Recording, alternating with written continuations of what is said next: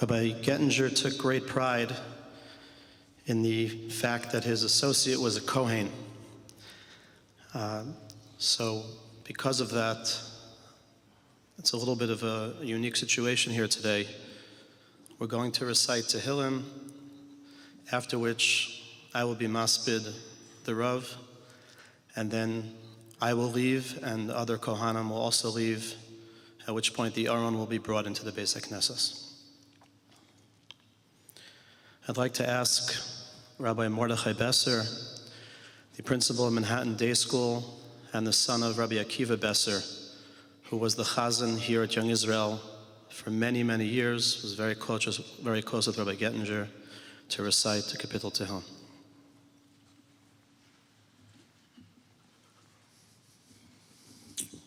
Ashrei Ya'ish asher lo alach b'atzas rishayim u'v'derech chatoyim lo amad u'v'moshav leitzim lo yashav ki im b'soiras Adonai chefto u'v'soraso yegeh yomam v'layla v'haya ke'eit shasul al pagei mayim asher piryo yitem bi'itoi v'aleu lo yibol v'chol asher yaseh yatzliach Lochein harishoim ki im gamoit asher tidfenu ruach alkein lo yakumu rishoim b'mishpat v'chatoim b'adas tzadikim ki yodei adinoi derech tzadikim v'derech rishoim toveid.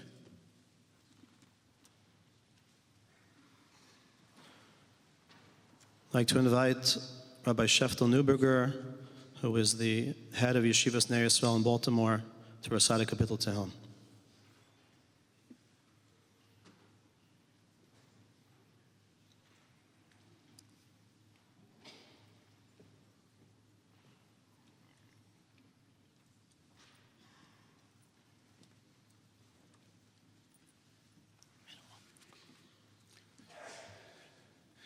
Mizmor leDavid, Adonai mi yogur be'oy halecho, mishkain b'har kodshecho.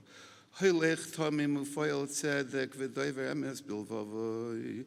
Le'ragal al l'shaynoi v'lo aso l'rei u'ro'o v'cherpo lo noso al krovoy. Nivze ve'inov nimos v'sirei Adonai yichabed. Nishba l'hora v'lo yomir kaspo lo nosan b'neshech v'shechad al noki lo lokoch. Oisei lo yimoid li'olam. I'd like to call on Rabbi Mordechai Prager, the Sgan Rochel of the West Side Kollel, to recite the last Kapitel Tehillim.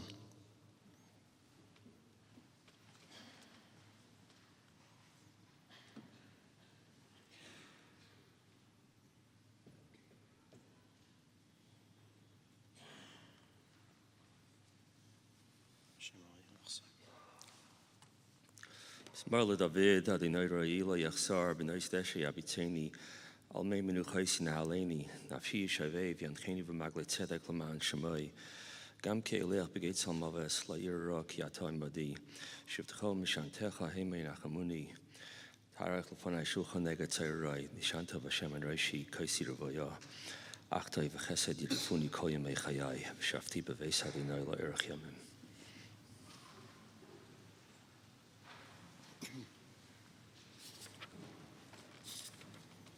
Please be seated.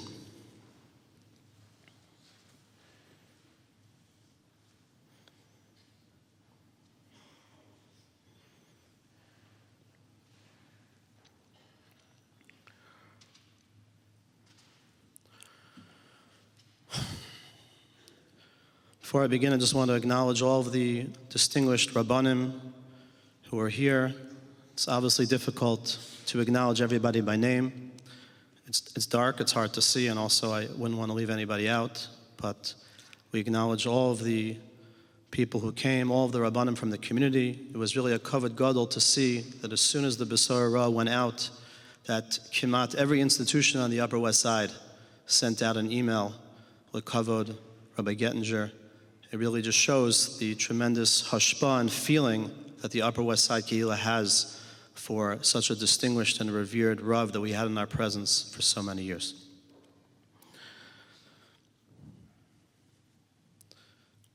Many years ago, I had a chaver, I had a friend who came for a Shabbos, and I introduced the friend to Rabbi Gettinger, Rav Menachem ben Aaron. I introduced him and I said to my friend that Rabbi Gettinger was a Talmud of Rav Hutner. And Rabbi Gettinger got very upset. He said, "A Talmud? A Talmud?" Said Rav Hutner didn't refer to any of his students as Talmidim.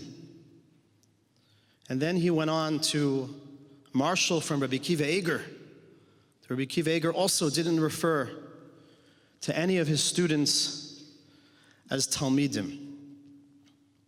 So I stand here before you this afternoon, not per se as a Talmud, but as somebody who I think had a very unique perspective into the last decade of the life of Rabbi Gettinger. I met Rabbi Gettinger in the shkia of his life, the last decade. And as he would often remark, if I would ever say the word shkia, he would go, "Shkia! Shkia! What's shkia?" And I'd like to try to explain a little bit from where I sat or from where I stood, what was the shkia, at least these last few years, what it was like to work together with such an incredibly special man.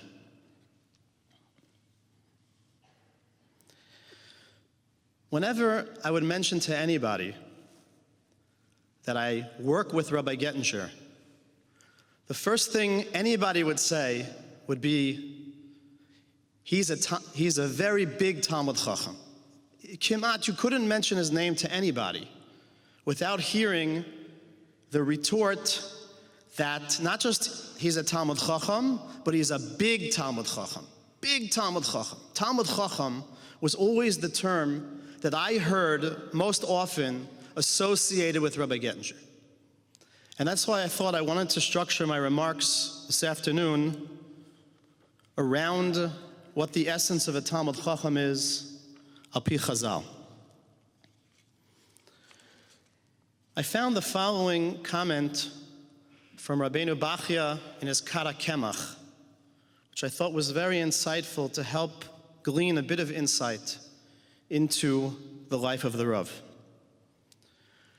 Rabbeinu Bachya quotes the famous Chazal, "At Hashem Elokecha tira l'rabos talmidei chachamim."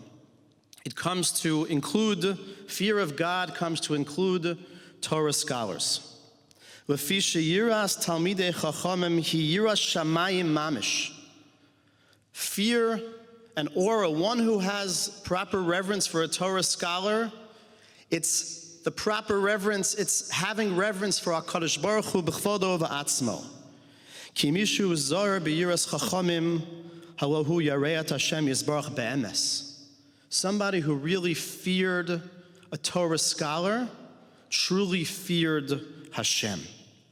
Shaloh hevili de midas zu liyira min hachachamim el shleimus midas hayira sheyesh lo b'kadosh baruch hu. Because ultimately, only a person who has true, complete reverence and fear of Hashem could have the proper reverence for a Torah scholar. They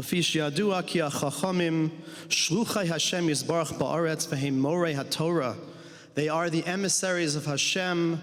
They are the teachers of Torah. And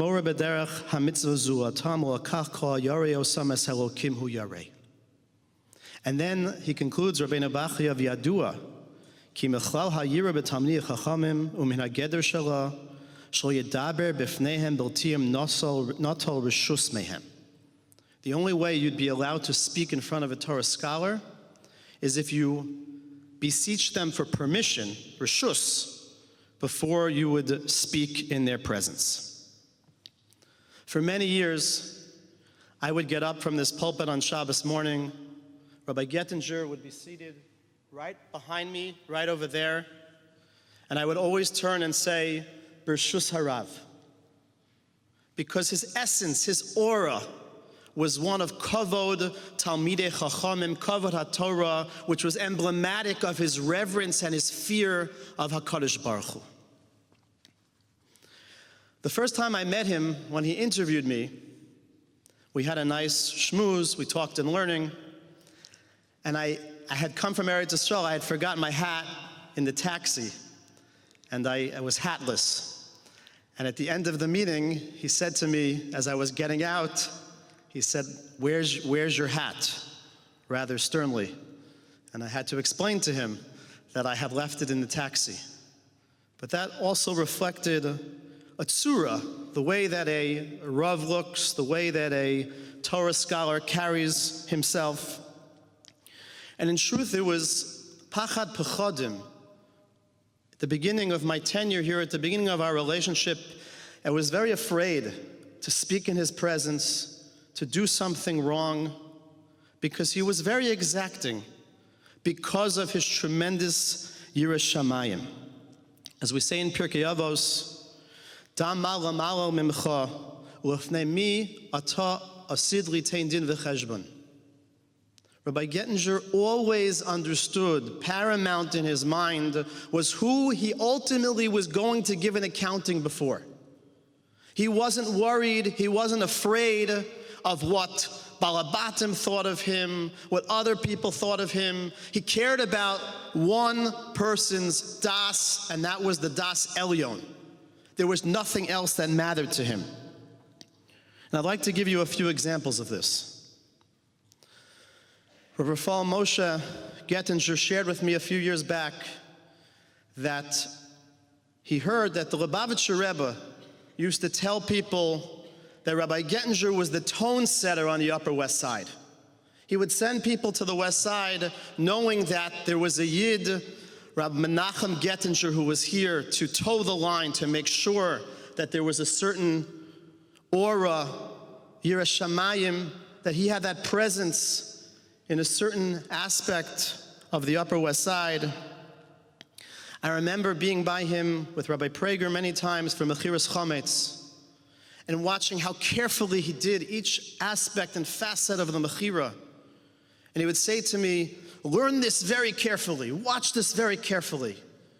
And you couldn't just have any non-Jew be involved in the transaction. It had to be a special non-Jew, his next door neighbor who was a well-to-do non-Jew, a sophisticated non-Jew. Every aspect of the transaction, kedas, ukedin, clean, very clean. Everything was clean and crisp. I recall many conversations about the Manhattan Erev. And many times people were upset that Rabbi Gettinger didn't allow a Shabbos bris here in the shul. And we would discuss it and we would talk about it. And he would say to me many times I remember him saying, Rav Henkin was a bucky in Erevin. Rav Henkin knew Erevin backwards and forwards. He learned the Masechta so many times. And a suffix by Rav Henkin is a vadai by me. If Rav Henkin wasn't sure about the Erev in Manhattan, then there was nothing to talk about by Rabbi Gettinger. I remember once in my youth, in my temerity, I invited a questionable speaker to the Young Israel. And Rabbi Gettinger got wind of it. He summoned me to his residence, and he said, you're disinviting the speaker. I said, I invited him already. I gave him a down payment already. He would not hear of it. A speaker who in any way maybe would not be a proper reflection of Kavod HaTorah, no way, no how. I remember many times calling the house. The Rebbitzin would pick up, the Rav would pick up, and I would say it's David Cohen. And they would always, whenever the Rav would get on the phone, he'd go, Rabbi Cohen. It was always making the point that a Rav doesn't refer to himself by his first name. A Rav introduces himself Rabbi Cohen. A Rav has kavod, has respect for himself, is not just like casual. I even heard a story once from somebody I know very well who doesn't live here in New York. About 30, 40 years ago, he told me he tried out to be the Bal Koreh here in the shul. And what happened was that he prepared, and this individual is a Harvard PhD, he's quite intelligent, and he lane perfectly for Rabbi Gettinger, perfectly.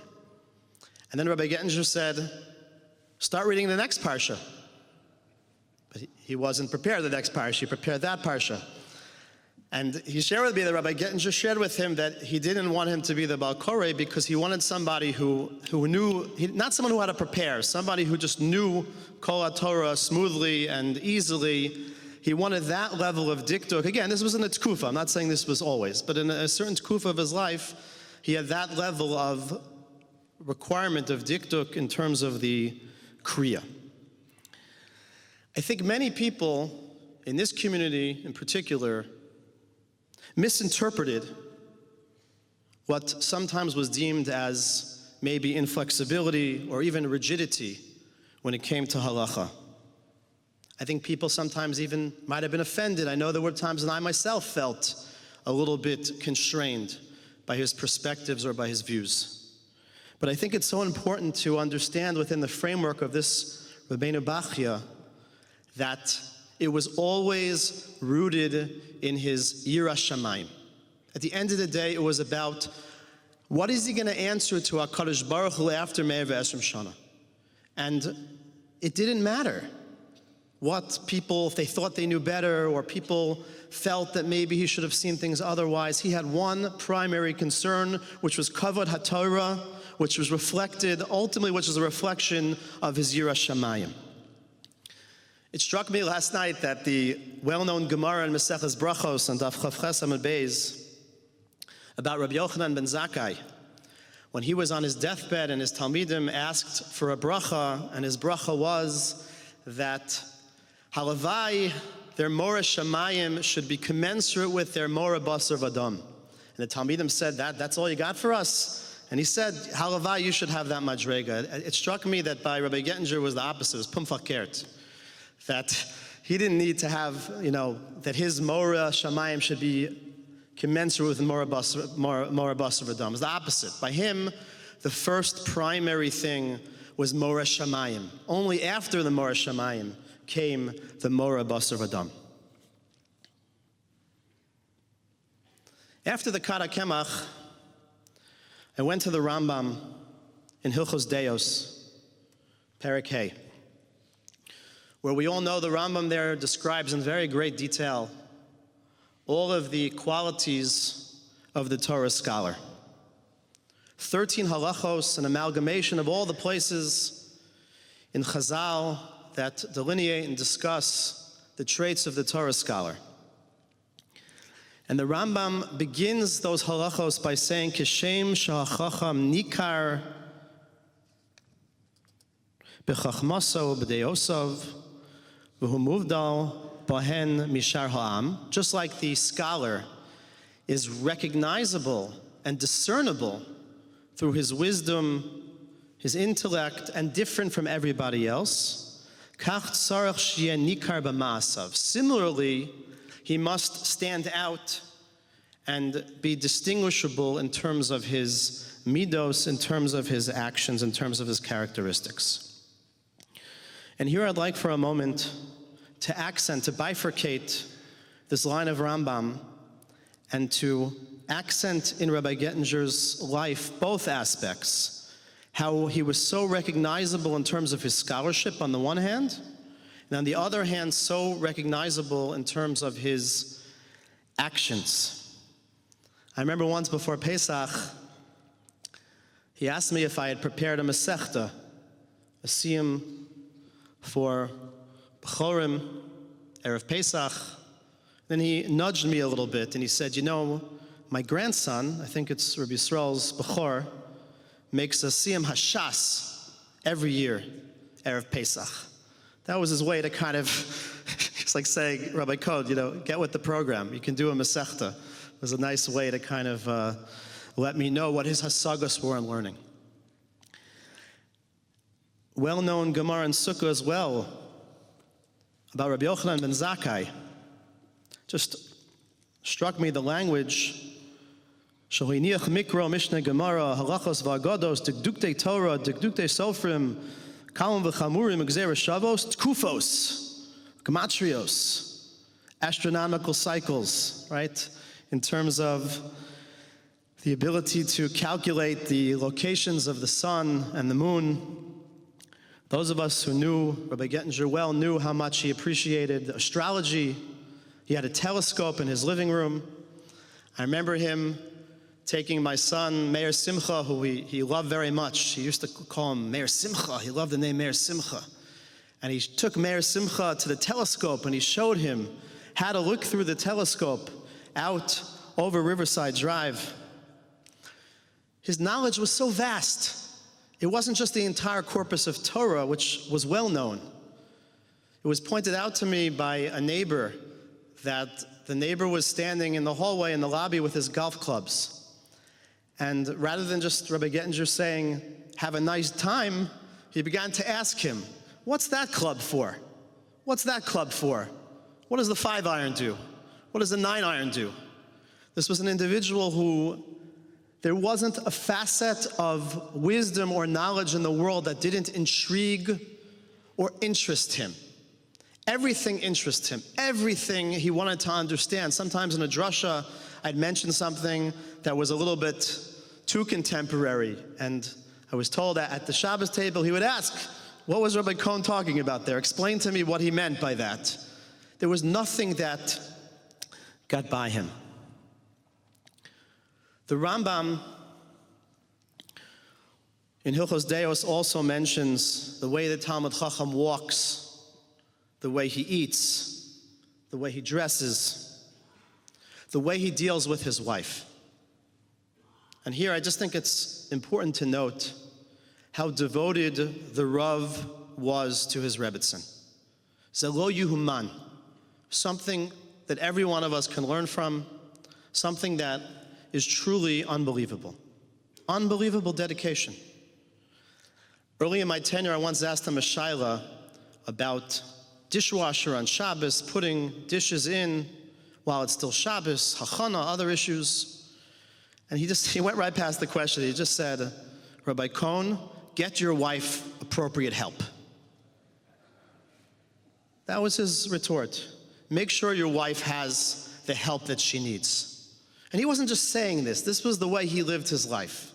He made sure his Rebbetzin always had what she needed. There are many times where he didn't come to shul because he didn't want to leave his Rebbetzin alone for a minute, for 5 minutes.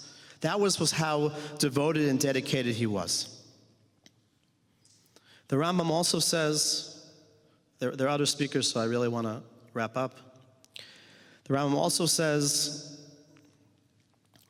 that a Torah scholar, masan umatan be'emes ve'emuna, al lav lav al hein hein. A Torah scholar says things the way they are. Very, very clearly, very succinctly. And here I just want to point out how Rabbi Gettinger's mind was so clear. It was an unbelievable thing. It was an unbelievable kli. Even after his debilitating stroke, a little over a year ago, I had the occasion to visit him here in Amsterdam House, and I was sitting in the room for about 30, 40 minutes, and it didn't seem that he recognized me. It wasn't clear. He hadn't identified me in that time period, and I wasn't sure if he knew I was there or who I was. And at a certain point, about 40 minutes in, I said, Rabbi Gettinger, do you know who I am? He just kind of scoffed, and then he said, how's Yedidia doing? Is he still learning with his Rebbe? Yedidia is my son. He learns in the shul with his Rebbe. And that was his way of showing me that he very clearly knew and understood who I was, who was in his presence. I heard from Rabbi Yisrael that while he was in Chicago, that one of the attendants was asking his name. It was just a formal question. He wasn't answering. And at a certain point, I guess he was getting annoyed. He just said, like, my name is Rumpelstiltskin. He was so clear. Even after he wasn't so well, he was very, very clear. He was always al lav lav, al hein hein. And the last thing I want to say is that, to me, Rabbi Gettinger epitomized Bein Hashmashos. He really was an amalgamation. He was, in certain ways, contradictions. He had a lot of things kind of fused together in one.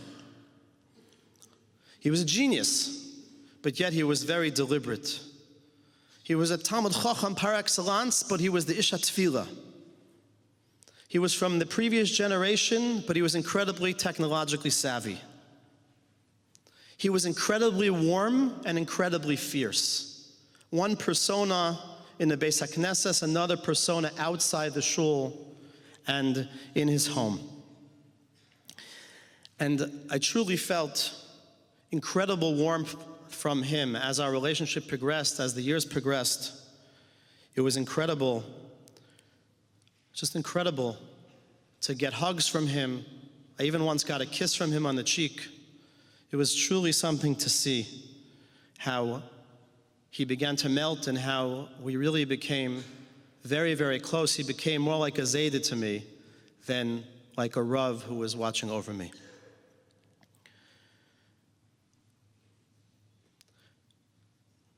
It's the M'nach Yoma. It's the period where the sun is setting and has finally set. The Talmud Chacham is referred to in Chazal as Shabbos. And those who know Young Israel know that we end Shabbos of the latest on the Upper West Side. Rabbi Gettinger was always careful with Shabbos, because the Talmud Chacham is Bechinas Shabbos.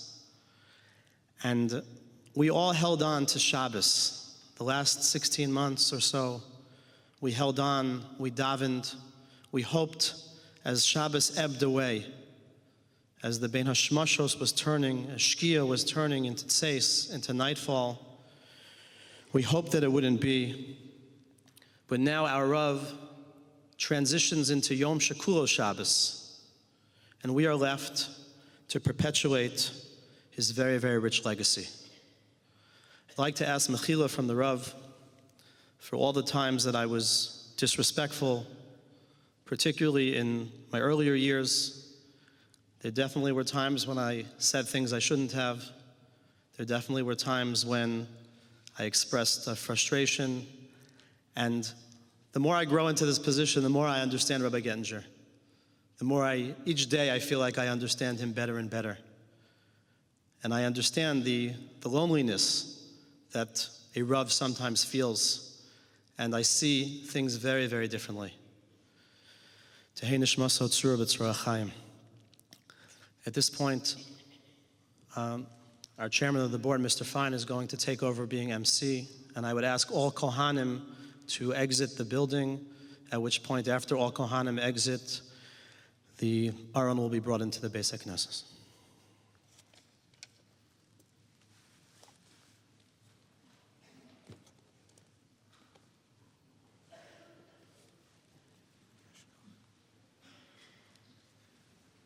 I'd like to ask the following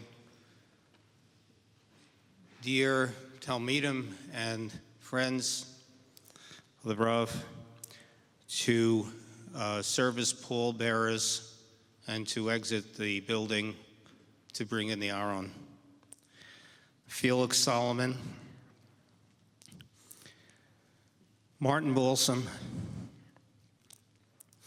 Ricky Goldfarb, Joel Schreiber, Henry Rothman, Abe Altman, Sinclair Haberman, and Jonathan Greer.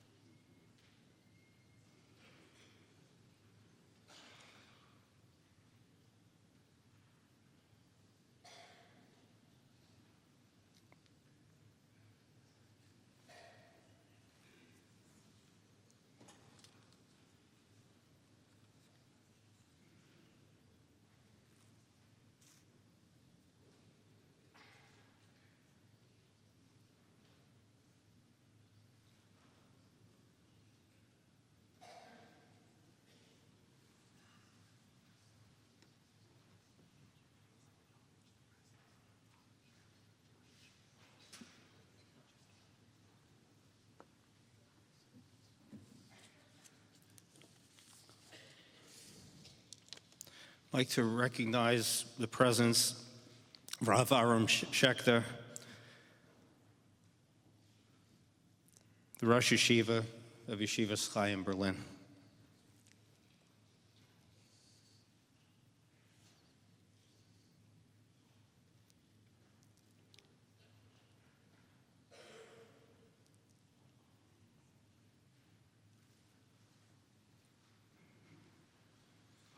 Please rise.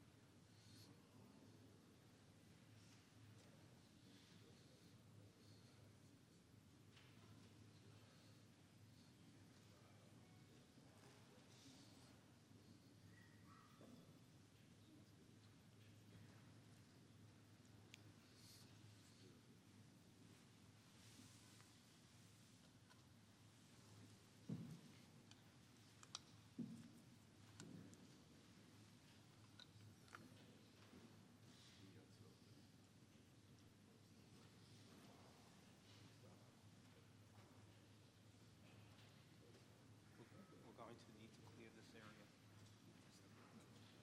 You need to clear this area.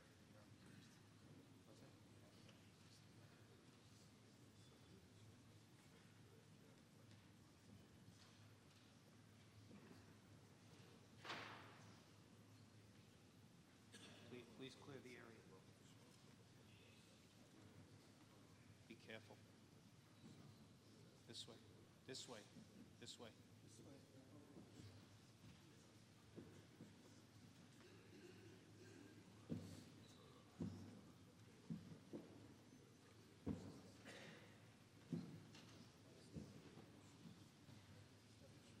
Watch your step.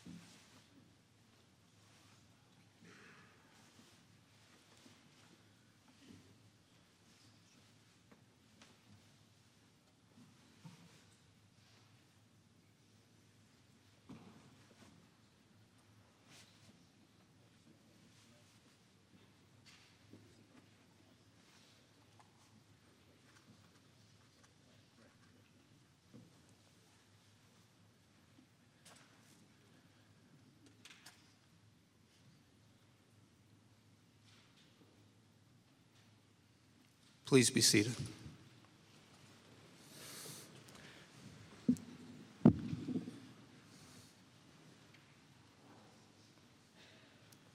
Over Shabbos, I could only think of what I learned from our Rav. And repeatedly, what came to mind was the following. I learned with Rabbi Gettinger the Rashi for the first pasuk of Vayetze. Vayetze Yaakov mi Beersheva. And Yaakov departed from Beersheva. Rashi explains that for the purpose of the narrative, it would have been sufficient to say that he merely went to Haran. Therefore, the Chachamim infer that Yaakov's departure from Beersheva had a significance of its own. A righteous person's departure from a place leaves a void.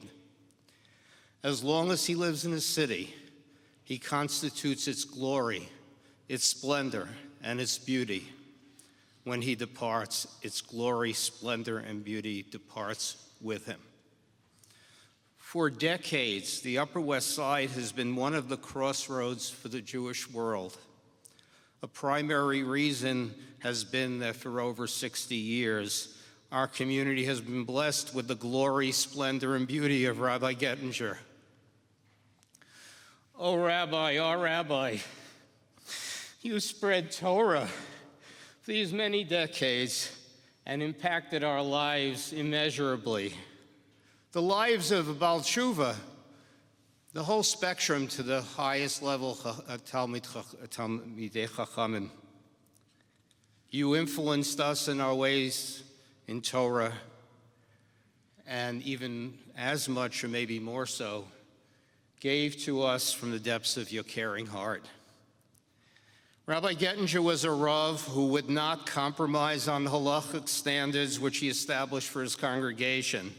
He was a Rav who wouldn't himself compromise the dignity of any other human being. We had a meeting next door of primarily poor people from the general community, largely Black and Hispanic, many years ago.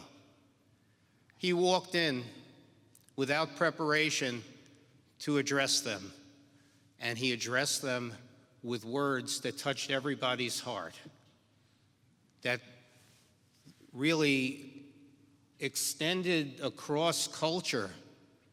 He got to the essence of the human being. He said, no more handouts, we have to have housing. No more handouts, we have to set people in jobs.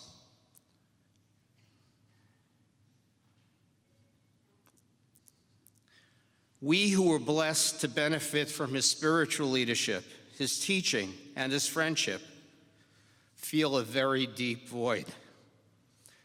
However, the Torah that he gave us will live in our hearts and our children's hearts. And it's for us to commit that through us, his Torah will live in the hearts and minds of generations to come. It's a kavod hagadol to call upon Rav David Cohn, a lifelong, long-standing dear friend of Rabbi Gettinger's, the Rav of Congregation Gvul Yavetz, Brooklyn, New York, also well-renowned author and posek.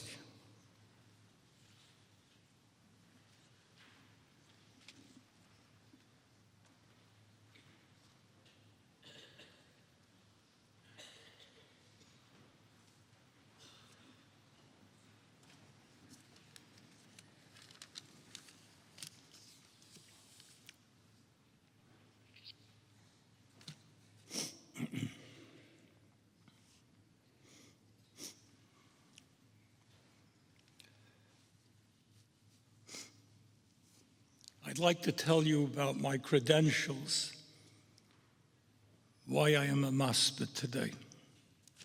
There's a Gemara in Bava Basra that speaks about the generation that saw the transition from the leadership of Moshe Rabbeinu to Yeshua ben Nun. And the Gemara describes it that they said the Pnei Moshe is like Pnei Hachama, and Pnei Yeshua is only K'Pnei Halavana. And they said, Oy lanu la'oso busha, oy lanu la'isach lima. So it's asked, why is that so? Yeshua is a young man, perhaps he will develop to become a Moshe Rabbeinu. And they say, it says the Ziknei Hadar said it. The Ziknei Hadar knew Moshe Rabbeinu when he was a young man at the age of Yehoshua. They could make the comparison. My basic credentials are that I knew Rav Mendel, and to me, he was always Rav Mendel. I knew him when I was a young boy. We lived in close proximity. He was well known in the neighborhood. And I saw him in action in the shtibel called Re'em Ahuvim, where his father, Reb Aaron, was a member. And I would frequent there. And Friday nights, I would see him. They must have davened early, so he read the Shema, and he read the Shema with the correct dikduk, with correct fervor. It left an impression on me. And then he was Mavel the Sedra. I saw him do this many, many times. I was one year in the summer camp in Camp Aguda, well before my bar mitzvah. He was my counselor.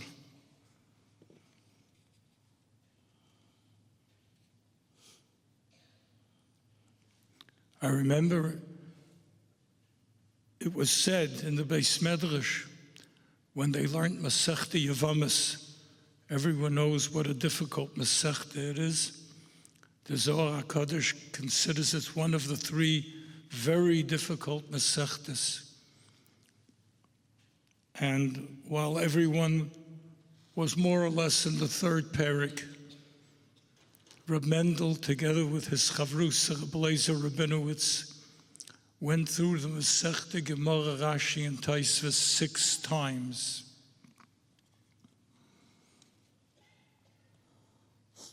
I spent 2 Shabbos with Reb Mendel. I traveled on Shabbos. Two of my sons were born in Mount Sinai, and I had to travel on Shabbos.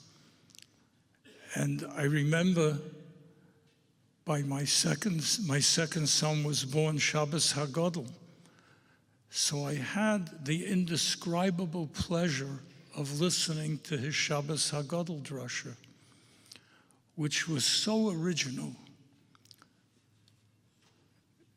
It was delectable. And for a few years, I kept, we would say, bugging him, you must print this. And he listened to me. He printed it in a Torah journal.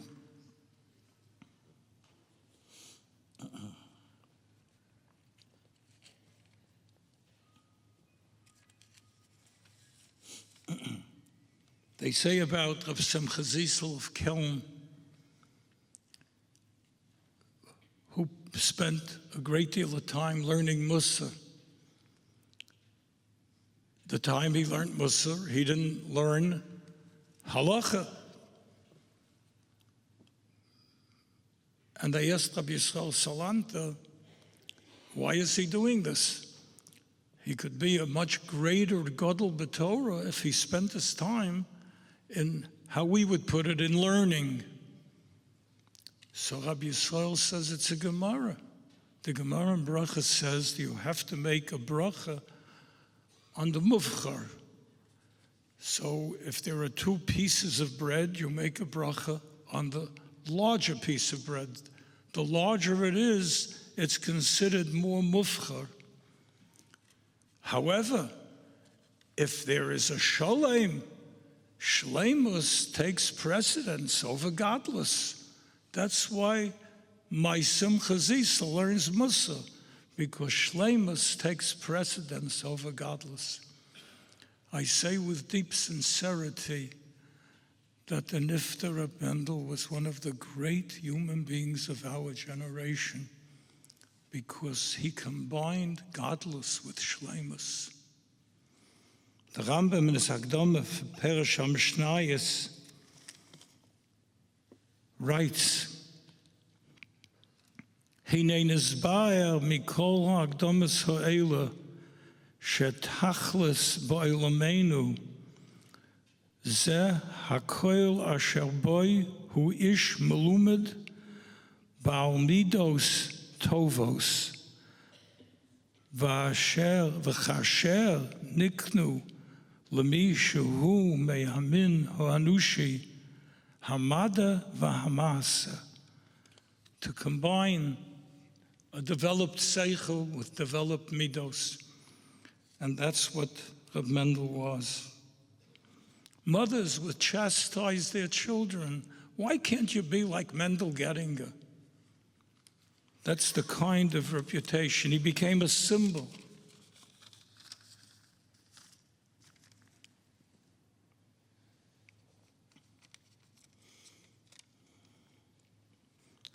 I remember vividly, I even remember the Divrei Torah that he said.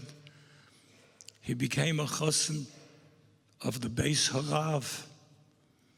And as a chassan, he came with his collar to the sukkah of the Rosh Yeshiva. Our Rabbi Yitzchak Hutner Zatzal. The Rosh Yeshiva beamed, and he told Reb Mendel, I'm mechabed you, please say something, say some Divrei Torah. And Reb Mendel said Torah on the sugya of Tosfos Yom HaKippurim. I watched the Rosh Yeshiva's face, not Reb Mendel's. He was beaming. He was beaming. The nachas was palpable. And let me share a feeling that I had yesterday. There's a Gemara in Rosh Hashanah Daf Yud Ches. The Gemara says Rabbah and Abaye were descendants of Eli HaKohen. But they were able to beat the klola that Eli's descendants were given, that they were going to die very young. Rabbah lived 40 years because he was oseg b'Torah. Abaye lived 60 years because he was oseg b'Torah and gemilas chasadim. But the Gemara doesn't describe the special gemilas chasadim that Abaye did.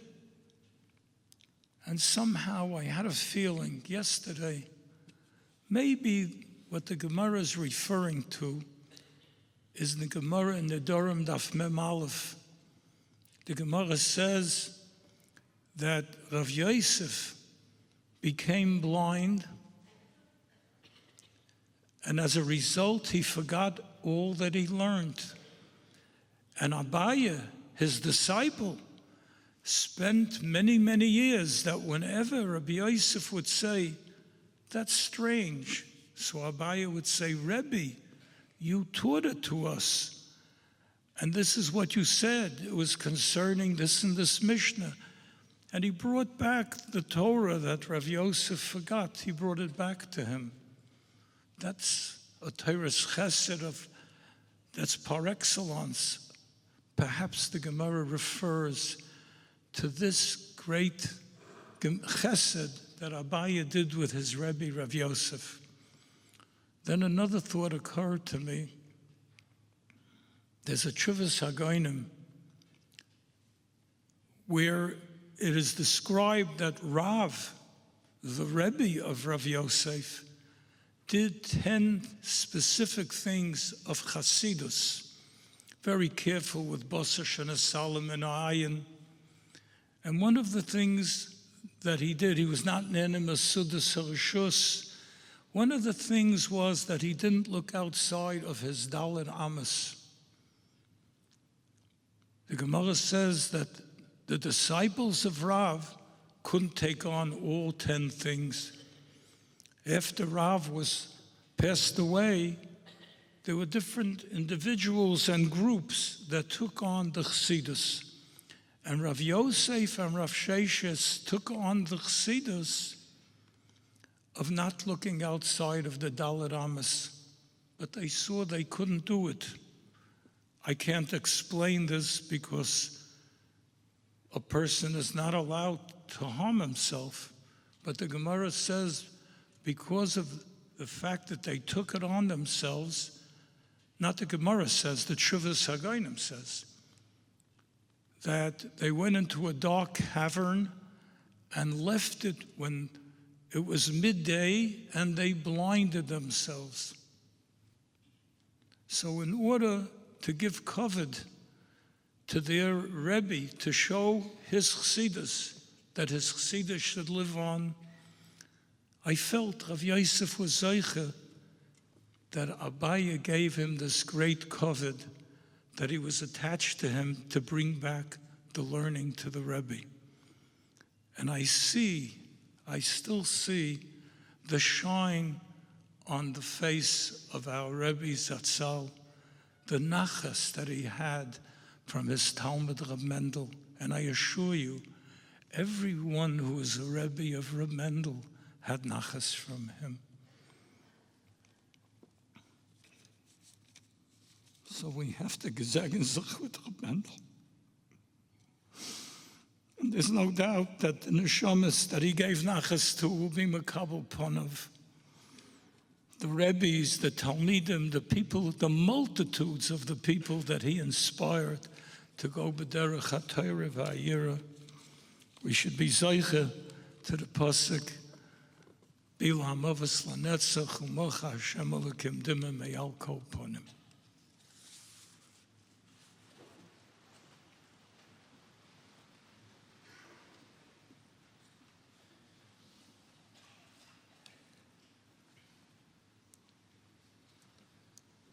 Next, I'd like to call upon the Rabbi's oldest son, the current Nasi of Ezra's Torah, the Rav of Congregation B'nai Torah in Indianapolis, Indiana, Rav Yitzchak Gettinger.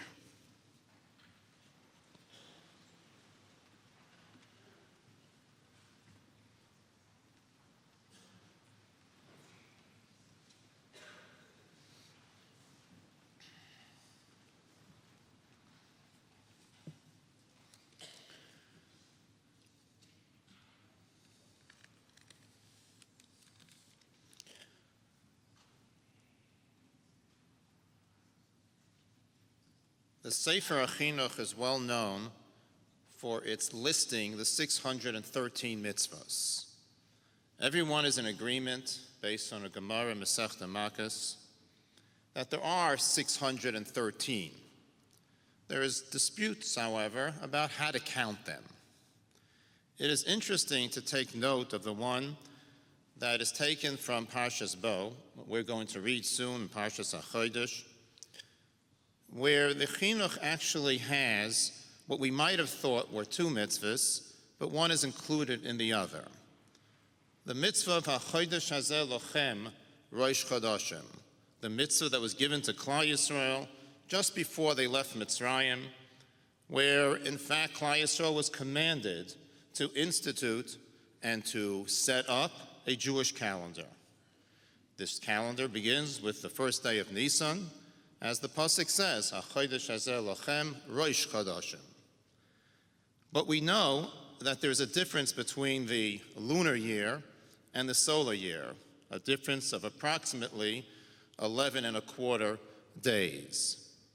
That difference has to be made up, because the Torah also insists that the Yom Tovim come out at certain specific seasonal times. And so, by virtue of the fact that the Torah tells us, Shomer es Chodesh Aviv, we have to make sure that Pesach occurs in the spring season. Next year, we have to add on another Adar. And what's amazing is that the Chinuch says that included in the mitzvah of setting up the Jewish calendar is also the obligation to be ma'aber the shana, to what we would say add another month on the month of Adar. It's not a separate mitzvah. It's included in the one to set up the Jewish calendar in the first place.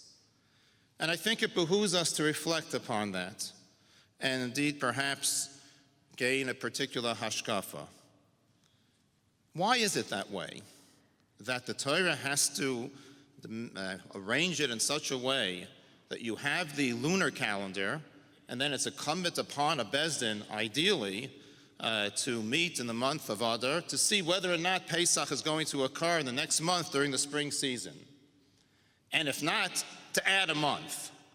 Why couldn't the Torah have us have a calendar in such a way that accommodates this and sees to it that the Moedim always come out in their respective seasons? As a matter of fact, today, that's what we have. We have a fixed calendar. We have such a luach. It's already over 1,500 years old. So surely HaKadosh Baruch Hu could have arranged the luach that way. We could have had a Jewish calendar that has all of the necessary accommodations for all time, just as Chazal did it. And yet that's not in the ideal way, the way it's supposed to be.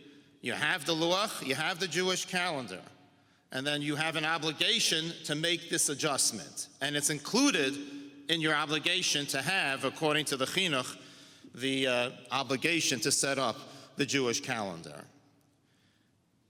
Perhaps if we may be so bold, we could suggest the following. HaKadosh Baruch Hu obviously wanted us to be a distinct and separate people. So distinct and separate, as we say in Havdalah, Hamavdil ben Kodesh l'Choil, and it's ben Or l'Choshech, and it's ben Yisrael la'amim. We are a distinct people, distinct, separate, and apart. And we even have a different calendar to mark time differently than the rest of the world. But we don't live on another planet, and we don't also live in isolation from the rest of the world. If HaKadosh Baruch Hu would have wanted us to live in isolation, he could have kept us in the Midbar, as we were for 40 years. And we could have had all of our panasa made available to us there, as it was. HaKadosh Baruch Hu doesn't want that. He wants us to be distinct, separate, and apart. He wants us to have a separate calendar, but at the same time make that adjustment to the rest of the world. And so therefore, we don't have it set already with a program that accommodates it. We have to make that accommodation ourselves, which in essence points to perhaps the hashkafa. The hashkafa, if we may be so bold and say that what HaKadosh Baruch Hu wants from us is indeed perhaps to accommodate, but never, ever dilute the Kedusha of Torah and the lifestyle of the Torah. We accommodate. We recognize that we don't live in a different planet or in isolation, but at the same time, we will not dilute the values of the Torah. We will not dilute the Jewish calendar that we have. We'll make an accommodation for it to be occurring, the Yom Tovim that is, during the seasons. If I had to, in fact, capsulize a person who, as I knew as my father, and I'm obviously speaking with subjectivity, not objectivity. The Gemara says, Klum av merid al banai. Is it possible that a father would be able to give any testimony about his son? I would imagine the reverse is also true. How can I therefore share anything with you with any objectivity? While that may be true, and certainly in Hilchas Eidus, there are certain insights that sometimes a subjective perspective can portray that might be revealing. And I don't consider myself really qualified in any way, shape, or form to give you words of hesped to eulogize my father. I can tell you with subjectivity that he is beyond my capability. But if I had to capsulize in just a few short words what he was all about, it was specifically that the very fact that he would, in fact, adjust but never dilute.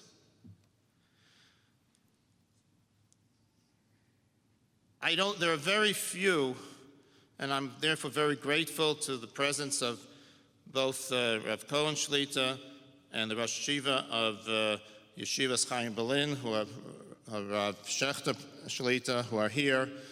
And they are amongst probably very few here in this room who can remember with some accuracy what America looked like going back. My father, Yibadal L'chaim for both of them, was older than them. And let me tell you just a little bit of what the world looked like then. And who am I to tell it to you? But this story might tell it to you. Once he remarked to me that he probably thought that in his day, when he was a teenager and in his early 20s, that he more than likely knew every single Bachar who was studying Torah full-time in the United States. Maybe he said there were a few he didn't. But there was, how many were there? And he said he probably knew every single one. My friends, I want you to think about that. Baruch Hashem, look at the change. Today, it's been, I believe with accuracy, been stated that it's a fact that over 90% of children who come from Shomer Shabbos yeshivas, Shomer Shabbos homes, go and learn upon graduation from high school for at least 1 year and 2 years and 3 years. No one is astounded anymore. It's almost expected that upon graduation you're going to be learning full time. It's just a question of where and which yeshiva. But it's going to be in the miskeres of a yeshiva. This kind of yeshiva, another kind of yeshiva, but it's going to be full-time Torah learning. 90% of the Shomer Shabbos Olam, I believe, can say that, and it has grown tremendously over the years. When I davened once in a shul, the name of the shul is Beis Tefillah. I believe it's located, if I remember correctly, at Route 306 in Maple in Muncie. And the Rav there has passed away already. His name was Rav Horowitz. And Rav Horowitz, the Chorani Levacha, told me happened to daven there. I went over to him after davening, and just to say shalom. And he asked me what my name was, and I said Yisrael Gettinger. So he said to me in Yiddish, Gettinger, seid mishpucha mit Rabbi Gettinger? So are you related to Rabbi Gettinger? So I said, yes, that was my grandfather.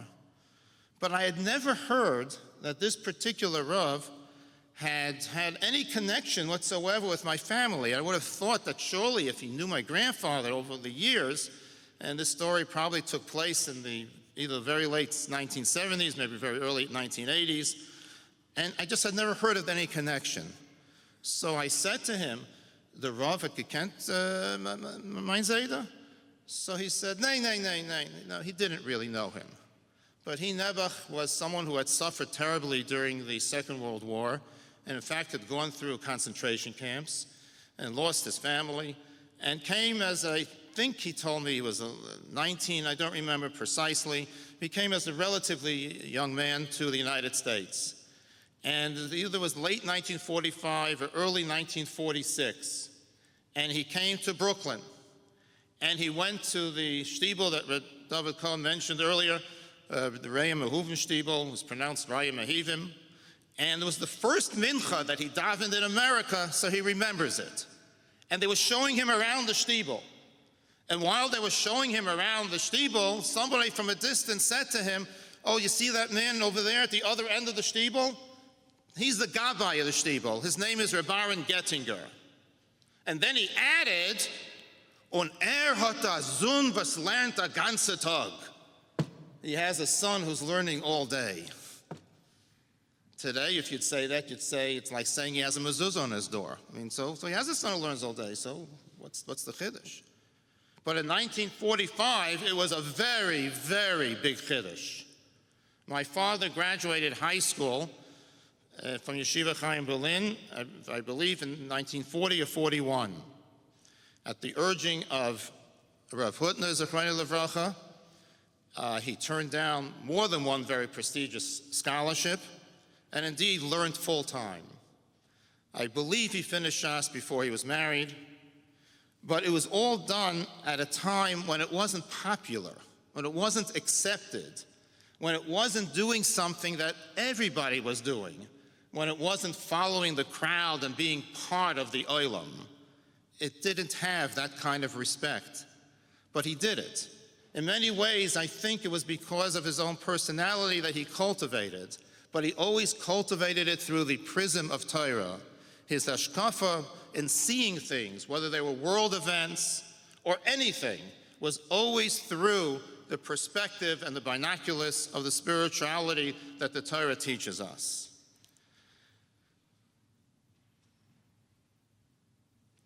When I was listening to Rav Cohen Shlita, and I don't know if I'm right, but the thought occurred to me, he mentioned that the Chasadim weren't told there in the Gemara. Maybe they weren't told because of the very fact that they were hidden. We know that the best way to do tzedakah and chesed is without other people knowing about it. And maybe the Gemara didn't know exactly what he did, but they knew he was a big Baal Chesed. I don't know if I'm right, I have no idea, but the thought did occur to me. I know for sure that as many of you think that you know my father, and many of you do, and many of you here may even have known him better than I will concede that, and for longer maybe even. But I'm telling you, you have no idea what kind of Baal Chesed he was. It was Megala Tefach Umechaset V'chayim, revealing a Tefach and covering up twice that amount. I'll give it to you just by one example. When my father suffered with his stroke, so the board of Ezras Torah placed the responsibility upon me of being the president of Ezras Torah. I was Baal Korcha Yana Amen, and of course I had to undertake it.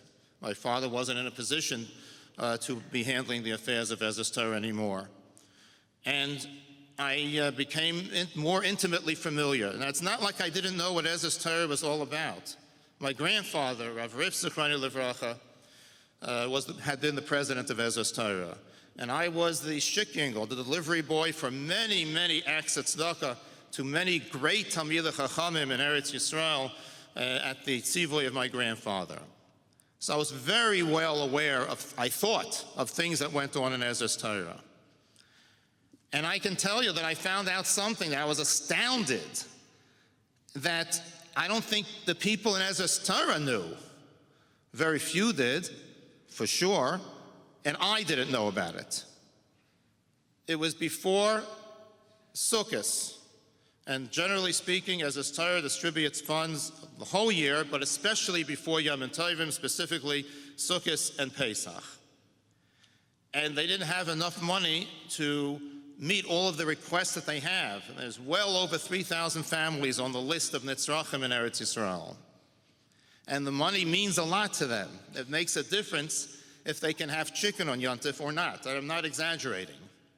There wasn't enough money. My father went out and borrowed $300,000 in order to meet the needs of the Aniyim in Eretz Yisrael. How many people borrow money to give tzedakah? People give tzedakah, and people give generously, and people give large amounts. How many? That was my shalom aleichem to Ezras Torah. $300,000 was borrowed by your father that needs to be paid back.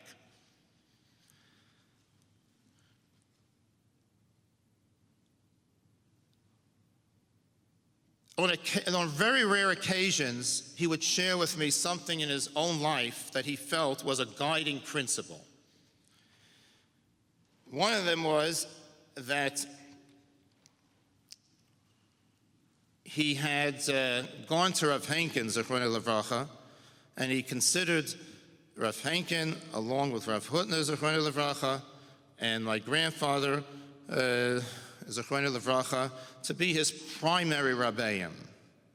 And he had a shiloh. He was already a rav here. If I remember correctly, it happened in the 1950s. And he went with the shiloh, and it was, he didn't tell me all the details of the shiloh. I think now, many years later, I know what the case was all about. But essentially, it was a question about whether or not a certain insurance claim could be filed by a certain family without telling the full story and being able to claim it, and as a result there would be a simon that would be able to benefit from a policy that if the company would have known the full story, they may not have been entitled to it. There was a question about it. He started out asking the shaila to Rav Henkin, Zechrono Livracha, and Rav Henkin already anticipated the type of shaila that it was, and Rav Henkin said to him, as a zuchta heter, if you're looking for a dispensation, then he directed him to go somewhere else and not ask him the shaila.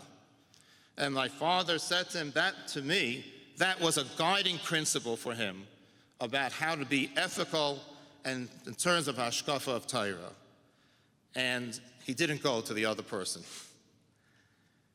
I remember when I was just bar mitzvah, I think it was right before my bar mitzvah thing, and I had been accepted to go to yeshiva, and this was in 1965, and he had asked the Rosh Yeshiva there how much was full tuition, and the Rosh Yeshiva told him $100 a month, 1965, or $1,200 a year. And then later on, the forms came in the mail, and on the form, it said $120 a month. I remember my father looked at it and he said, but he said to me 100. Well, maybe they raised it. But he said 100 was enough. He thought about it. No.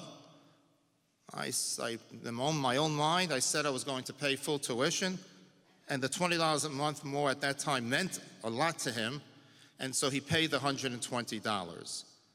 The story doesn't end there. There could be many people in this room who would do that. I hope so, anyway. And later on, there were only 5 boys out of the 120 who paid full tuition. My father and 4 other millionaires. And my father felt that since indeed the yeshiva has only 5 out of 120 paying full tuition, their full tuition price isn't the real price that they really expect most people to pay. And he felt, therefore, the difference between what most people pay and the full tuition that he was paying could be considered a donation for the purposes of taxes. Whether you agree with the svara or not, that's not the point of the story. So he told his accountant what he wanted to do. His accountant was my uncle, Marvin Eichen, and he used to do his taxes every year. And my uncle, quite frankly, told me that he kept on telling my father, don't do that. You're never going to be able to do it. They're going to catch you. You give too much stock already. I can't make such an argument for you. And he said, I don't do it. He then said, do me a favor. Why don't you just pay what the average tuition is and then send in a check for the balance, the difference, for their dinner. Make it a donation. He said, that's not ethical. I asked what full tuition was. I agreed to pay full tuition, and therefore that's what my full tuition is. I didn't make a donation, and I'm not making a donation. I'm paying it for the tuition of my son. He said, but it's a red flag. I said, I don't care. You make the argument. So he made the argument. If you're wondering what happened in the end, the lady who was handling it never heard such an argument beforehand. Found it to be, it had to be repeated several times and didn't get it, but it was all proven to her. And she said, and took a long time, and then the auditor finally said, Mr. Eichen, if you give me your word that you will not charge the rabbi for the time that you're spending, I will let this go. And he said, ma'am, you have my word, since he never charged him anyway. But that was the type of ethics that he had. He wasn't going to change it because that wasn't the right thing to do. He said a lot with just a few words. It weren't just that he had in-depth concepts and that he was brilliant, but he had the ability to just take a few words and say an awful lot. I remember, just by way of example, in this room, from that bima, that's where he spoke from on Shabbos Shuvah and Shabbos Hagadol. Twice I remember once on Shabbos Shuvah, his saying to the crowd who was here, tell me, did you pick the elementary school for your child because the bathrooms were cleaner in that school or because the Rebbe was better?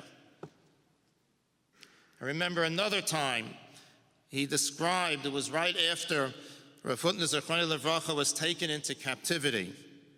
And the people on the plane, there were 4 planes hijacked, I believe, then, in 1970. And there were many people there who were engaged in various activities on the plane. There were some who played cards. They had nothing else to do. And there were others who learned Torah, others who said Tehillim. And I remember him saying, which group would you have been listed under?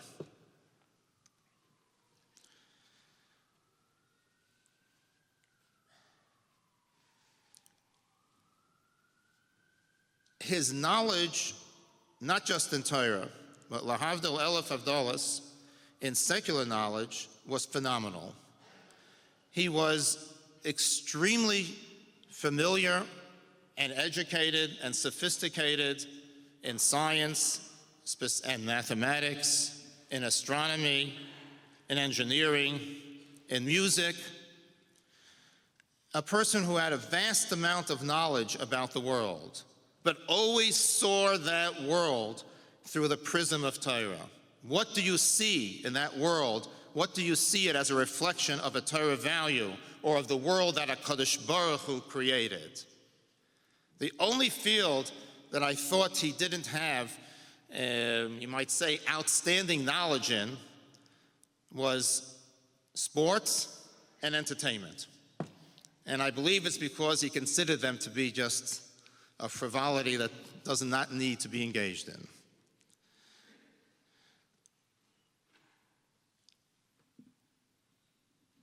He could teach a lot by just being quiet, by saying nothing. And then if you pressed him, you could get a few words, again, as I said, that were full of meaning. I remember once that when I first moved to Indiana, so there was someone who invited me. He was a professor at a university, and he wanted me to come and participate in their Department of Theology in a seminar on the Book of Daniel. Now, I happen to have had a relationship with this professor. I used to learn with him a couple of times a week. And all of his children attended the Hebrew day school. And I felt I was having a hashpah on him. I also felt that he would have been personally, let's say, insulted, or it would have been a missed opportunity to develop a stronger connection with him if I would have declined the invitation. So I turned to the smartest person that I knew, and that was my father, and I told him the situation. And he said nothing. So then I added, Abba, is this what I spent all the years in yeshiva for? To go attend a seminar in the Book of Daniel in a Department of Theology? I don't feel comfortable. So I remember what he said to me, and for me, this has been a guiding light and a guiding principle. He said, Yisrael, the day you feel comfortable, get out of there.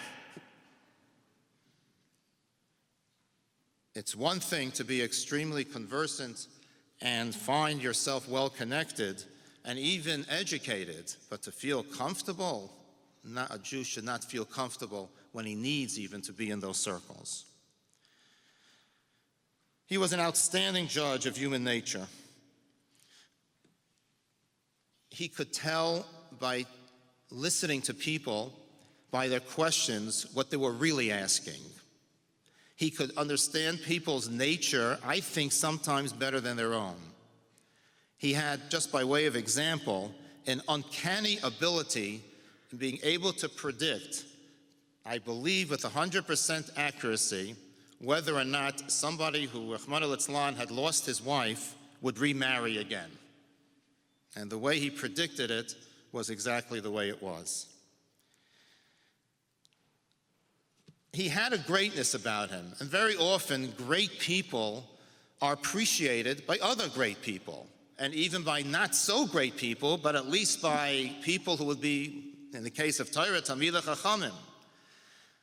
But I saw that there were people who appreciated him who could not really appreciate him, but there was a certain respect and an aura that he commanded. By way of example, it was after his stroke. I think it was less than a year ago. I'm standing outside my parents' building on Riverside Drive. I'm waiting for someone to pick me up, and a car pulls up. It was a nice day. There was a convertible. I didn't know the driver, and he stops me and he says, you look like Rabbi Gettinger. Do you know him? So I said, well, he's my father. He said, oh, I'm so glad that I got you. Can you tell me how he's doing? I heard that he isn't well. And then before I could even answer, he said, wait. I didn't know who the person was. If he's sitting here now, please forgive me. You might be here for all I know. And he rummaged around in his glove compartment. He found a yarmulke. If we're going to talk about your father, I have to put on a yarmulke.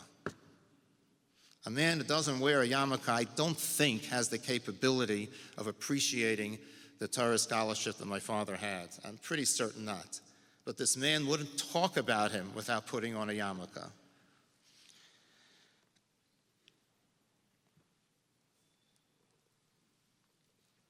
He was engaged in Kirov before it became popular. Today, and everyone should be engaged in it, quite frankly, but before it became, let's say, institutionalized. And when he lived on the West Side, and as I grew up, there were students from Columbia University, boys in those days only, and girls from Barnard College who were regular guests in my home all the time. My father gave shiurim, and there were many of them who, indeed, there's no doubt about it, are from today, and their children and grandchildren are from today because of that Kirov. I remember even the type of people who were there. Well, I remember my father at the Purim Suda asking one of them, who was a freshman at Columbia, what's your Hebrew name? And he said he didn't know, he forgot. He did have one, by the way. And wonderful mishpacha came out from that.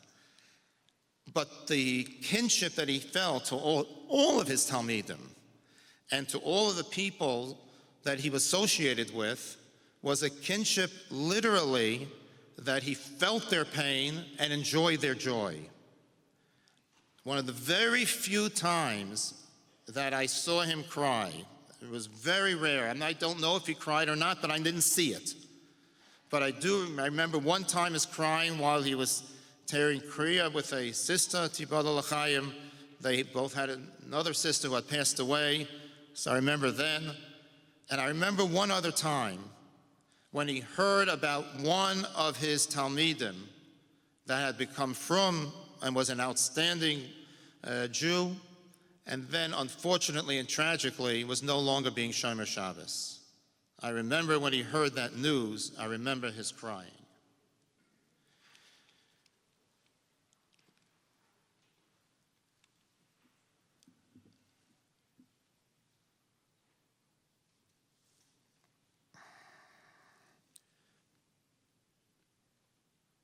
I don't feel that perhaps it's appropriate for me to make this suggestion, but you've already heard things about my father, and you're going to hear a lot of more things about him, and you're going to hear a lot of stories, but in the end, what's really going to be from all of that? If I may be so bold, I would suggest that if indeed you want to honor his memory, emulate him. If you can't emulate him totally, then take one quality of his or two qualities of his and emulate them. If indeed you admire him and you admire his life, then you should try to emulate him. That would be the ultimate honor that you can accord him. I would like to take this opportunity to thank the members of this shul. I grew up in this shul, almost literally. My bar mitzvah was here, my ufruf was here, and I look around the shul, I see people in my mind who used to sit in various seats, many of whom are not here. But I remember that my father once thanked the shul, I'm pretty sure it was at my ufruf, and he thanked them with the following introduction. It is rare in the United States that you find families, unfortunately, by and large, in years in the past that had their children go into Klei Kodesh the same way as the father did. If the father was a Rav, it was atypical for the son to be a Rav. If he was in Chinuch, it was not typical that the son went into Chinuch. We're talking about, of course, in the 1940s and 50s. And he felt that part of that was, as it happens oftentimes, that children of great people and children who grow up in a certain field are privy to the not-so-nice aspects of how their parents might be treated. And they know about all of the weaknesses, let's say, in the fact of how people might treat a Rav or a Rebbe. And that, therefore, persuades them to seek out another profession. My father thanked the shul for the cover that he received, because as a result, all his children still felt inspired enough to commit themselves to do things for the Jewish people. And I would like to therefore thank each and every one of you, literally from Rav Cohen, Shelley Fine, to Reggie, who I think would be here, and everyone in between, all of you who showed cover to my father, because obviously as a result, the children benefited from that. Every one of you who just came over and said Good Shabbos instead of dashing out to the Kiddush. Every one of you who came and asked a shaila. Every one of you who asked a question about something he said in a drasha or in his Gemara share. Every one of you who were engaged in some form in being the people who recognized him for what he was and therefore accorded him the proper kavod, I thank you on behalf of my family for doing that. I also want to take this opportunity to publicly acknowledge the outstanding and really too difficult to describe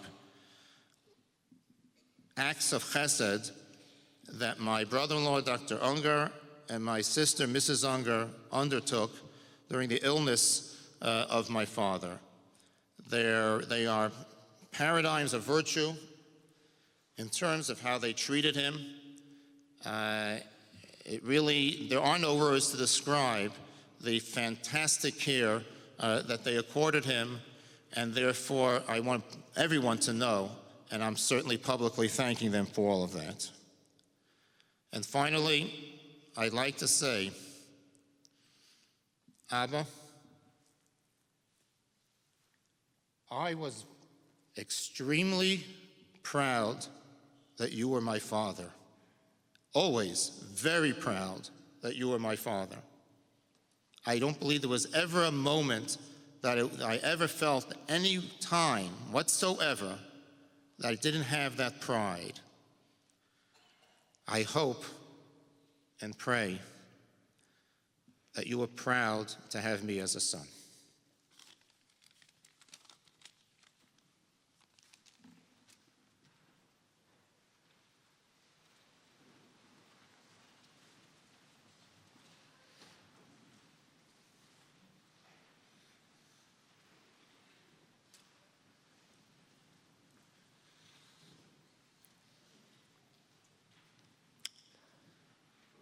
Anyone knows the rabbi knows that the Solomon family, although not blood related, were indeed family in the best sense.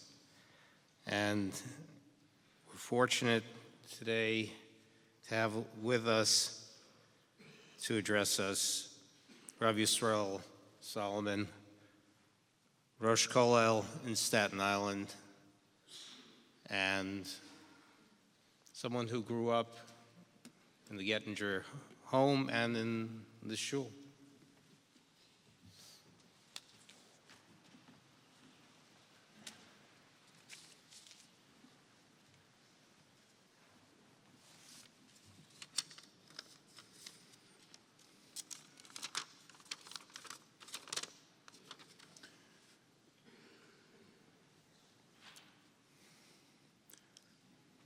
I have been presented today with a daunting task.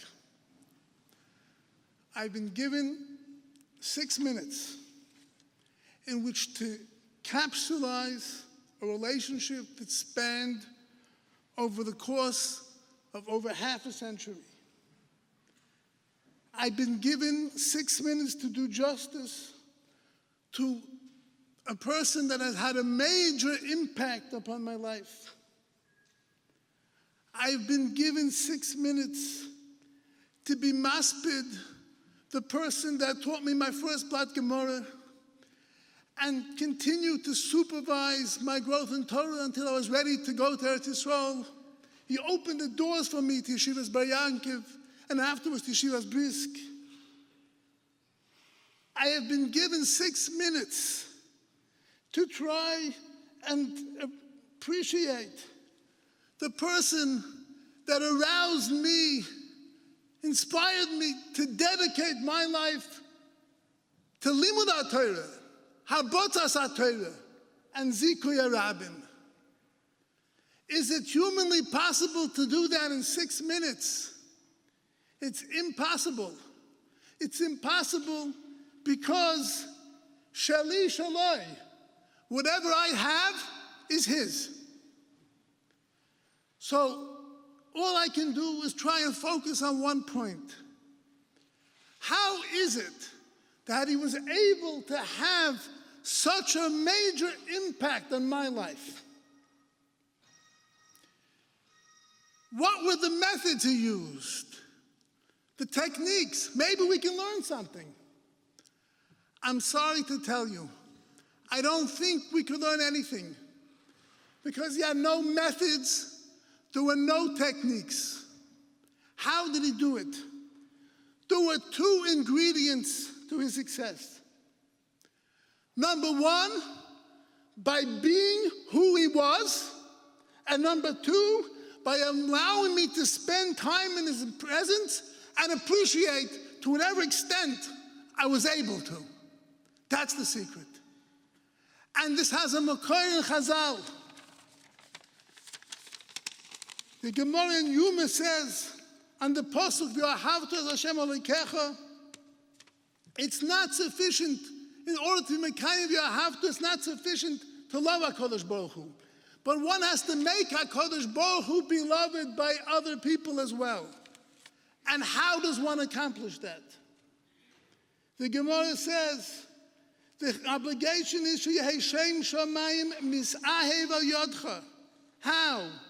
First and foremost, Sheyeh Koirei V'Shoiner U'Mishamesh Talmidei Chachomim.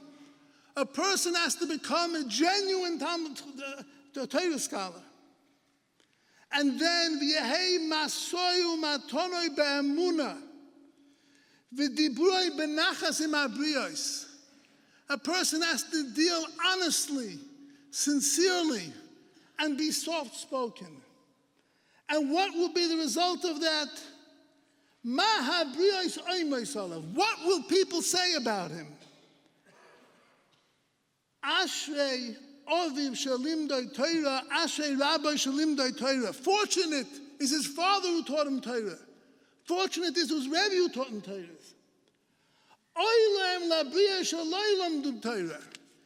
After experiencing that which this Talmud Chacham shows, people will say,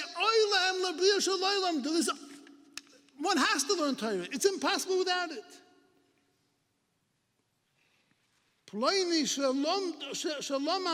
Look at this person who learned Torah. See how beautiful are his ways. How perfected are his actions. This is the way in which he was able to be mashpia, by being exactly what Chazal over here said. It's not sufficient to be a koire v'shoiner mishamash tamid chachomim, someone who becomes a genuine Torah scholar intellectually. He must also become a Torah scholar behaviorally. That's the shleimus that was spoken about before, and that's what I saw. Where did I see the kama noim drochav, kama mesukoim ma'isov? How long did it take me to see it? I saw it on the first occasion that I had to meet him. We lived in the same building, but my father didn't daven in this shul. He davened in another shul in the neighborhood. There was a small shtibel. And we davened in that shul. The Rav, his name was Rav Grunwald. We would meet occasionally in the hall, exchange the Shabbos, but I had never spoken to him. When my father was nifter, I was 9 years old. The Shiva began Sunday. Friday afternoon, after having participated a number of times in the minyanim, Friday afternoon he came to speak to my mother, and I was there as well. He realized that we had a problem. There were two young boys, 8 and 9 years old, that had to say Kaddish, but they didn't have anyone to take them to shul, or for sure not to be with them in shul. So he volunteered to do that. He said, I'm going to come every day, I'm going to pick them up, I'm going to take care of them in shul, I'm going to bring them home, morning and night. And so he did. However, he said that that's only going to be for 6 days a week, not on Shabbos. Why not on Shabbos? Do you think he didn't have time on Shabbos? No. On Shabbos, he wanted us to continue davening in that small shul where my father davened. Why? Because, as I said, it was a small little shul. This was a shul that was started by a Rav that came over in the beginning of the war. He escaped the Second World War. He was on a boat together with my father.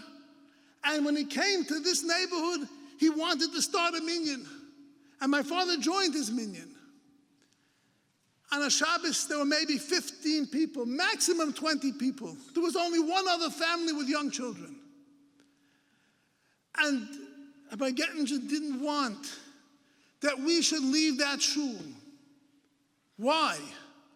Because there was a Rav that badly needed mispalalim in order that he should have his livelihood. And so, that's how the relation began. 6 days a week, he would pick us up. But Shabbos, no. Shabbos, we had to go to the old shul. And this lasted for 2 or maybe 3 weeks. But it didn't work. Because young boys, 8 and 9 years old, they need someone to sit with them in shul, to show them, when do you say Kaddish Yosem and when Kaddish Rabbanon?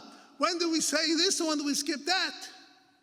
And so, my mother went back to Rabbi Gettinger and told him, it's not working. At that point, he said, if it's not working, okay, then he's going to join us for Shabbos as well. And at that point, that first row up there, that row which seated Rabbi Gettinger and his 2 sons became crowded because there were 2 more boys there. And then 91st Street became too narrow because when he walked home from shul, he didn't walk home with 1 boy on each side. He walked home with 2 boys on each side.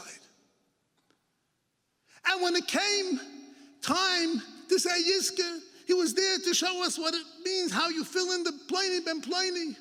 And when it came Yom Tov and they duchened, he didn't have only 2 boys. It became crowded under his talus because he had 4 boys under his talus. But I want to spend a moment to reflect. At that time, Rabbi Gettinger was a young Rav, he was in his 30s. That Friday night, it was the first time that the young Yisrael of the West Side davened in this shul. They had just moved from the old shul down the block. This is a big shul. It takes a lot of people to fill it up. And any Rav knows that it's important for the Rav to bring in new members. But what was he thinking about? He was thinking about this Rav who badly needed his members for his own livelihood, to keep his shul going. This was Ezra's Torah. He was helping someone, a man of Torah, before he had any connection with the organization, because that was his mitzias. This is where I saw Kama Noim Drochav, Kama Mesukonim Maisav, at the very first meeting, the first time we met. This is what he was thinking about. What's going to be with the other Rav? Why wasn't he thinking about his own future, his own success? How many people, when they're climbing the ladder of success, are careful not to step on the toes of other people? He was.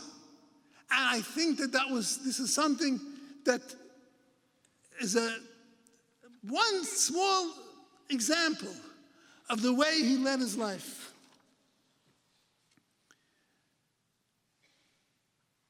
There's so much more I would like to say about his godless b'Torah, his godless in avodah, stalking Gemilas Chasodim. However, if I've been given such a small window of time, and I'm sure by now I've overstepped that boundary as well, then it could be that I also will be stepping on some people's toes and prevent them from saying what they want to say. So, reluctantly, I'm going to conclude. If Chazal tell us, "Ein oimim b'fnei hames el advarav shel mes," then surely the way we behave in front of the mess has to be in accordance with his values.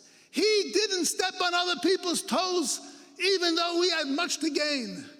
I'm also going to follow in his footsteps. There's no question that he's going now to the Olam HaEmes. He's going to stand in front of Kis Yaakov with a tremendous amount of schusim. Schusim mitzad his own Torah, the Torah that he learned, the Torah that he taught, mitzad his avodah. I can't refrain. That first Sunday when he took me to shul, he sat me down next to him, and I felt very accomplished. Why? Because I finished Kriya Shema before he did. I felt good. Unfortunately, I still, till this day, was finishing Kriya Shema before he did. I wish I could say Kriya Shema like he did. I wish I could daven the way he did. I don't think I'll ever be able to do that. He's coming to the Olam HaEmes with tremendous chusim. And we asked that he should stand in front of the Kis HaKovod and be a Beilis Yosef first for his Choshev Rebbetzin. She should be well. We should continue to have our connection to the Beis Harav and Balozhin. She's from the last links that we have. She should be gesund. He should be a Beilis Yosef for her. For the children, the grandchildren, Gedolei Torah, V'yira, for the entire circle of people that had this chus to benefit from him in so many different ways, for his shul, for the neighborhood, for the entire Klal Yisrael. V'yila Hashem Mavos L'netzach, Amar Hashem Dimon Al Kol Ponim B'nai Mar Amen.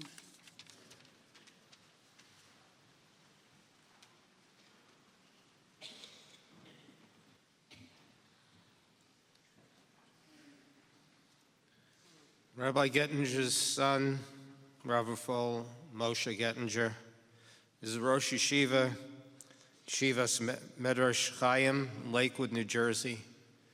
I'll call upon him to eulogize his father.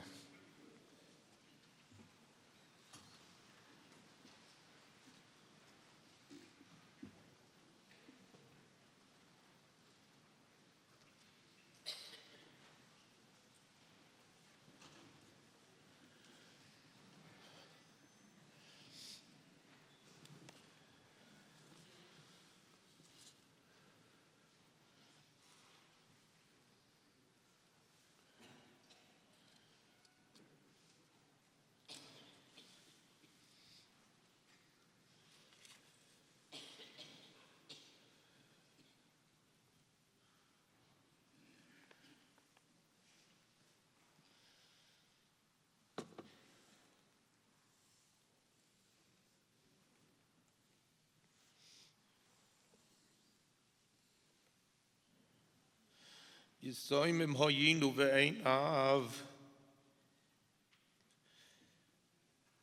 We are orphaned now. Abba, you're not here anymore.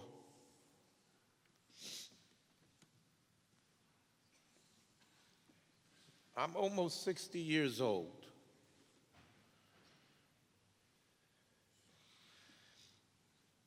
And I just became an orphan.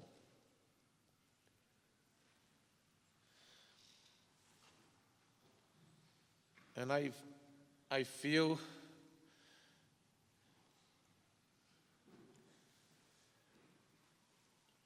like in a ship without a captain.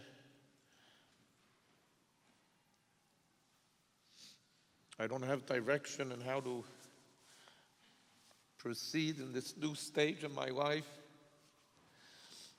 Because Abba, you were everything, not just a father, a rabbi, a guide.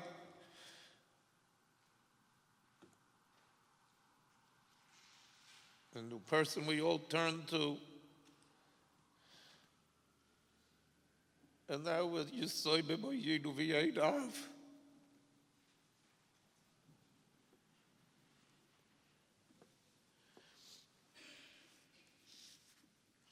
But this isn't just a personal thing for me.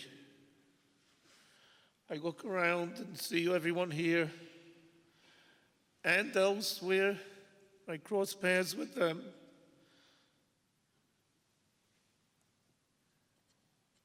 And the truth is, he was a father to so many people for so many years, in so many countless situations. It's a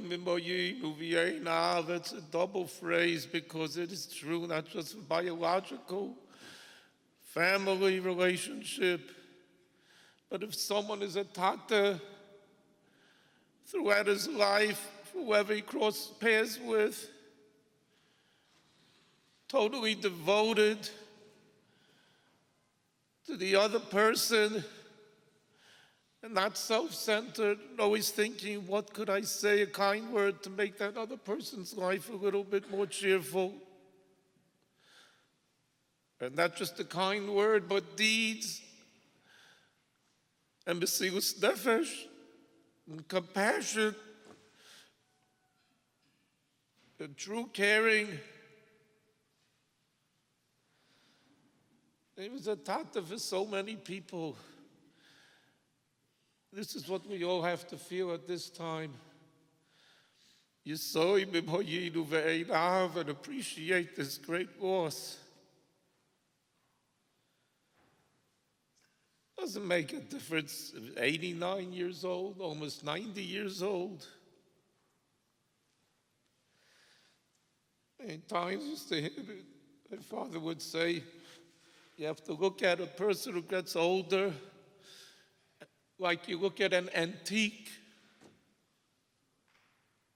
Something that's an antique gets that much more valuable the older it gets. With values of yesteryear, of doigus from before, that only can be appreciated through that person who was a bridge from those values of yesteryear, of doigus before, to transmit it to us, a future doigus.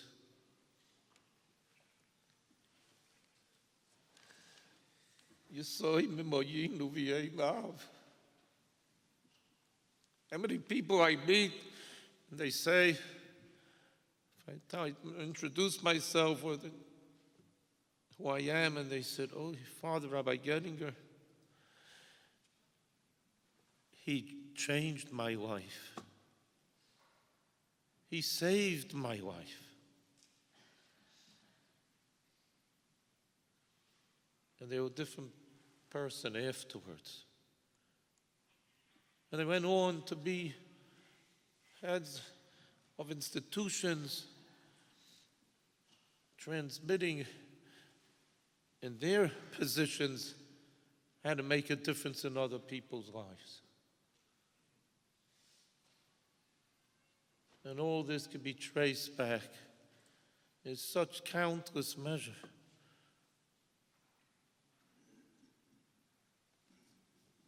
So the Tata, my father, Zechaynu Livracha.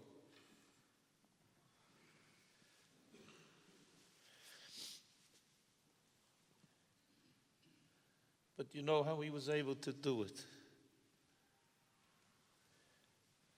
It's because all his lifetime he lived with his tatas, who considered him like one of their favorite sons, the Gedolei Torah that he was exposed to and that he formed such a close kesher with.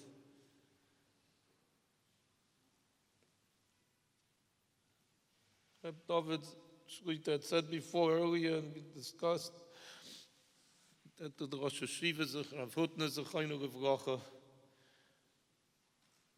didn't use the word Talmud on any of the Talmidei HaYeshiva. Who anyone had a Talmud, who was Maimed Talmidim, it was him.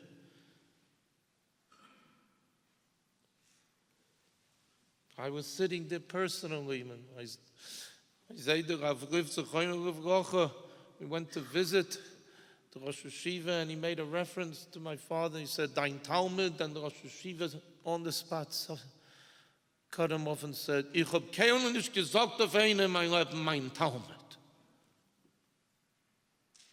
I never used that appellation. And his Igris Uksavma Sefer that came out subsequently, posthumously, bore it out. Every letter was Yakiri, Chavivi, in the introduction of the letter.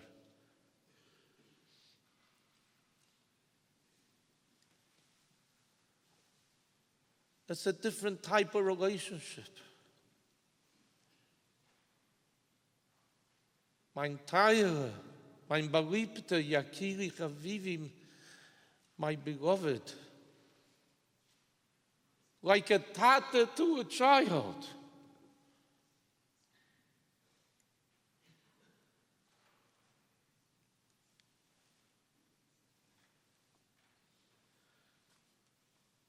And indeed, when the Rosh Yeshiva Zechaynu was different, my father wrote some different Zechaynis and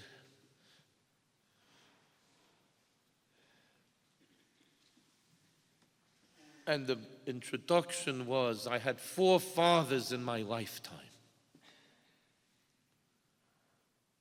And I just lost my 4th and last one.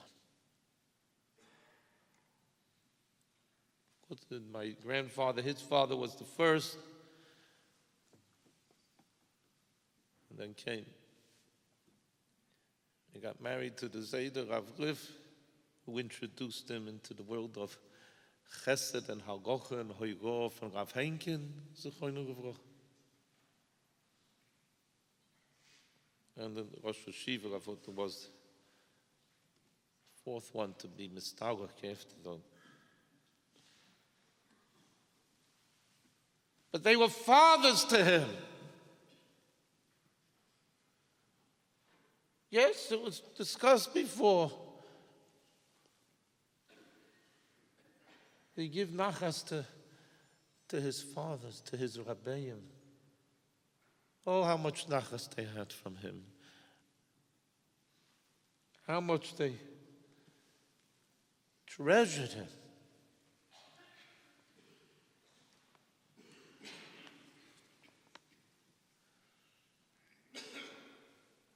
Starting with my grandfather, who indeed was so proud of him in those years between the 2 world wars in Brownsville and in the Stiebel, to have a son who's sitting and learning full time, and coming an emissary Talmud Chacham Amiti that was so rare. My brother Rabbi Yisrael spoke about before. He went through Shas before the Chasana. But it was 7 years of learning post-high school, totally immersed in learning. He was from the 4 runner pioneers of B'nai Torah in this country to set the groundwork for what today is such a full society of B'nai Torah and Koyro life, and Talmidei Chachamim in training. But in that time, it was the normal thing. From high school, you went straight to college. And the Rosh Yeshiva Chaim Berlin, in his very clever way of relating to the B'nai Yeshiva, to kinder, as a tata relates to kinder, he got him to be on the track of becoming a Gadol B'Torah. Learn for a year. And 1 year became 2 years, and 2 years became 3 years, and 7 years.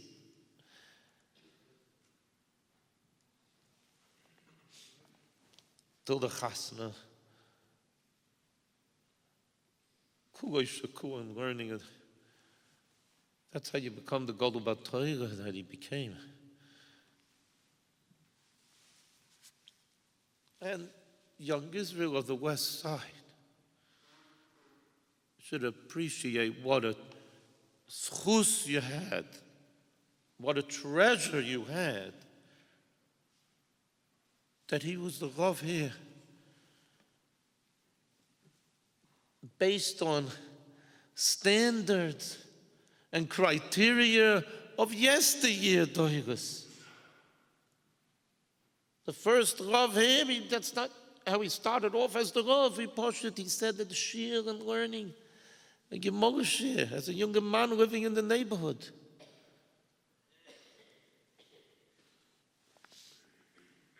And his Avos HaTorah was something that he transmitted in full measure.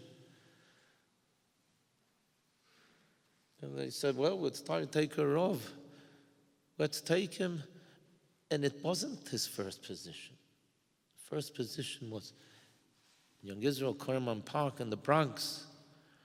And people here said, why did we lose him to someone else? So they made an offer 2 years later and he came back. But Rabbi say, you have to learn to appreciate the treasures that you have.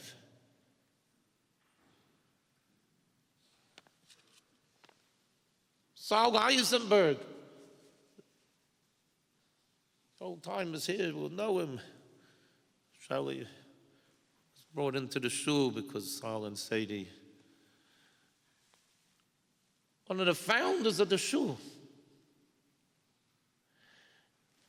would tell me how he would meet in the street Reb Chaim Heller. Chaim Heller, the Goyin Oilom from Europe who made it to this country. He was a Goyin among Goyinim. And he would meet Saul in the street and he would say, do the people in Young Israel appreciate what kind of a diamond they have in their love? Are they really appreciating him? And showing it. And he was just a young man in his 30s.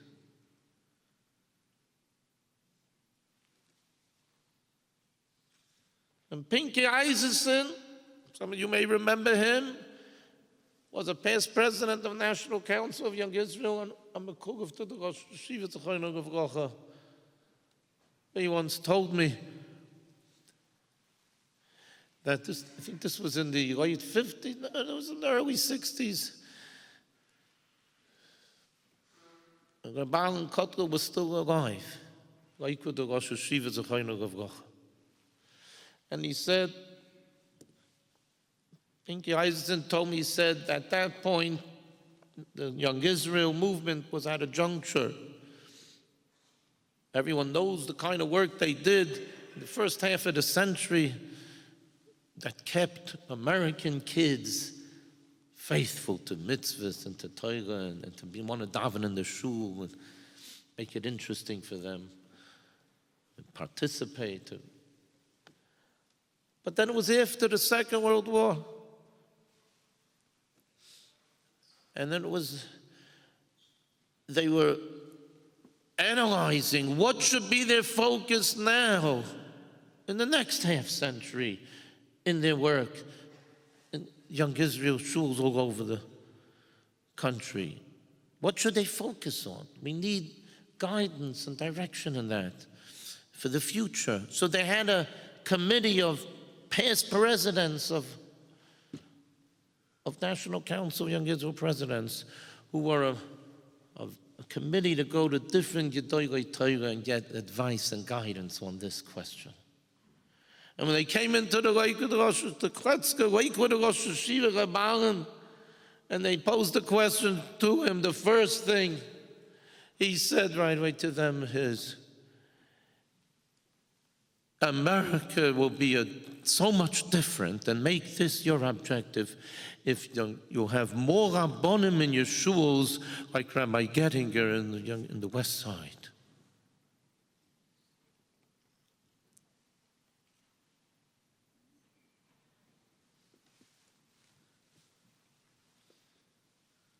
The Gemara says, "Kol mokshem shatamoitzi giduloseh shel HaKadosh Baruch hatamoitzi ames anusoi." True godliness goes together with anivus and humility. I didn't hear these things from my father. I had to hear it from others.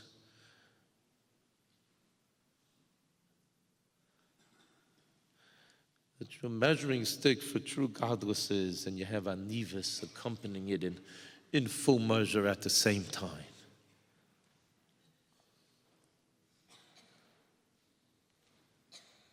As a young man, a younger man, how old could have been already, in like the 30s, Rav Heinken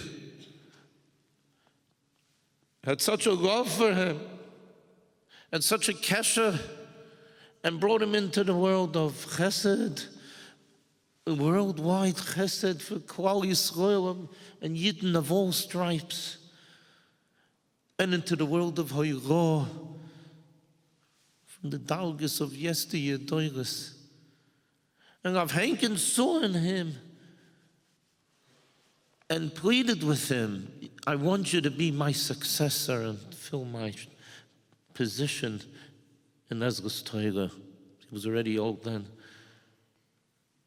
And the Chavivus and the love that Rav Heinken showed him, he would call him the controller of Ezra's Torah. And he pleaded with him to take his place.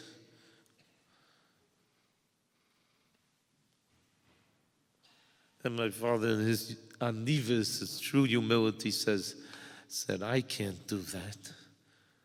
There are people older, better than me.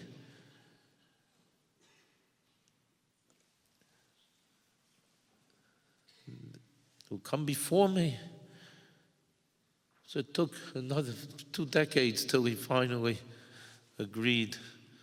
After the Zayd's Petira, after Reb David Lifshitz Suvalkov's Petira, Reb David Lifshitz wouldn't do a thing with the finger in Sochi Tzibur work without talking it over with my father first. He called him the Ulum V'Tumim from the Moisid.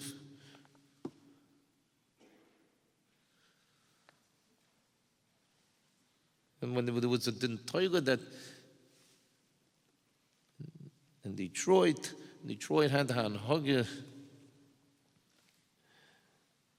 They had something that needed to be worked out. They were bringing Rabbonim Gedolim from outside the community to help work things out. And such an occasion came up, and so they asked, it was Rabbi Pinchas Hirschbrung and Rabbi David Lifshitz, and the third one was my father.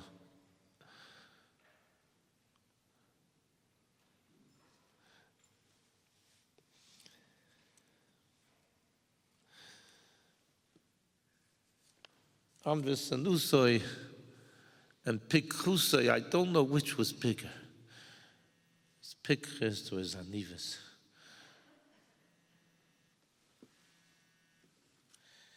There's so much to be said.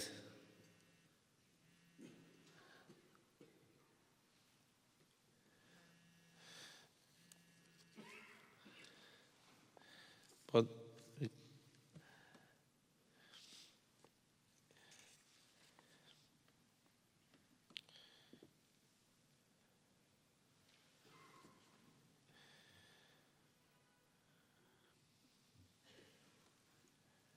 he gave such nachas harbe to his fathers. And he learned from them how to be a father to so many countless people.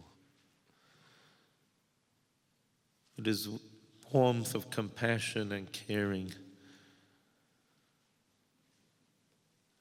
At the same time that they came to him for his wisdom and his guidance, that didn't waver an iota from what he projected, what his rabbeim would want him to say, his tatas would want him to say.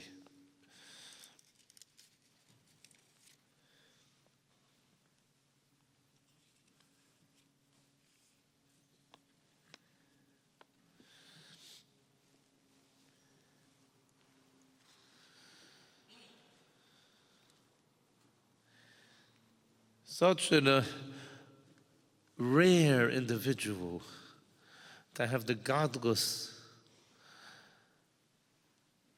and the blend that he possessed in such great measure in all areas, be it Torah, be it Avodah, be it Gemilas Chasodim.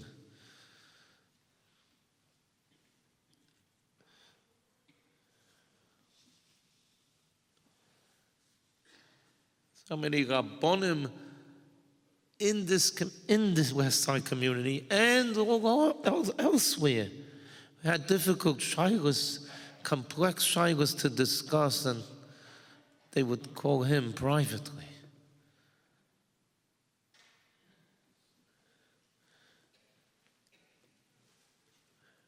They had their positions to fill, to be moira derech for their communities, but they needed someone to consult with, especially in modern technology and other things in modern day and age that required originality in approach, required being Riechendik, being a Rav Henkendik, being the Rosh Yeshiva of Hutner, be it in the area of medicine, be in the area of Shabbos, be in the area of dealing with all the breakdown of societies and what they consider cultural lifestyles, now differences, and how do we deal with it authentically?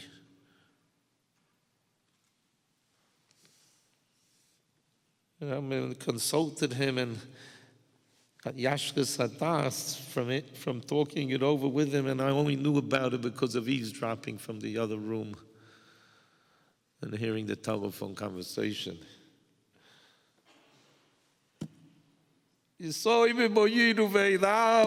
Yasmus for Torah. We have to say the same like we say in the Kiddush, Torah, Chigri, Sak, Small Shibaifa. Be a Talich for me, Farek Kushias. It's a rare individual to be able to, with his keen sight of observation that he had always menugov,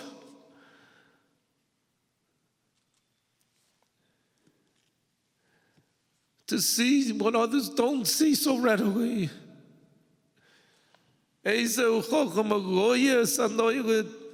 To be from the Einei Ha'ida, that's the Sanhedrin, they have eyes that see what others, most people in the layman do not see. They may even question. But down the line they say, as like Moshe Rabbeinu himself, 40 years later, Omdu Haldaito, he was right and we were wrong. And he was an anchor for all such situations. As I see Danny, Rabbi Neil. I mean, you would tell me some once in a while how you've grown here in the 60s, the turbulent 60s, and so many Yiddish who are learning maybe in yeshivas too, but were attracted because of the turbulent times to think that, oh, this cause is good for us to take up, and this cause will take up. We good for the Jews, join with other forces for this purpose, that purpose. Civil rights and others, and the Tata would say, don't make a mistake and go on the wrong road, that down the line you're only going to be regretting. And he said, oh, he looked at the young fellows, looked at him and said, what's with him? But he's out of it, doesn't have the right perspective. But his chochma and his pictures saw what most people didn't see until years later they realized. And those who realized, they chapped whatever they could.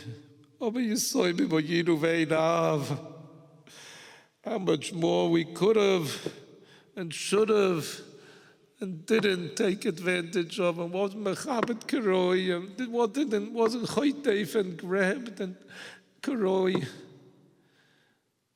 And for that, aber we yes bechila, bevakish bechila. Bechila for what?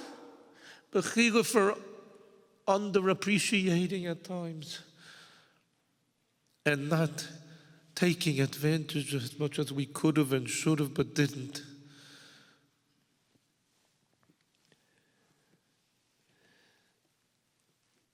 And maybe just the way of summing it up is their own words. Their own words is a way of reflecting what he represented. And here, in this shul, right around this beam of Simchas Torah, where he was the life of the Simchas Torah of impacting everyone with what it means to be truly misameach with the Torah that the Eibishter gave us, that instilled in us, and that we are partners with the Borei Olam in bringing our Cheluk and Torah down to the world. And what a roishim it made on everyone who was zeicher to be. And one of his favorite songs was Ashira Hashem B'chayo Yazamu L'kai Be'oidi. He would sing on Simchas Torah. And he would teach it and say, don't just translate it to mean I will sing a song to Hashem in my lifetime. Yazamu L'kai Be'oidi.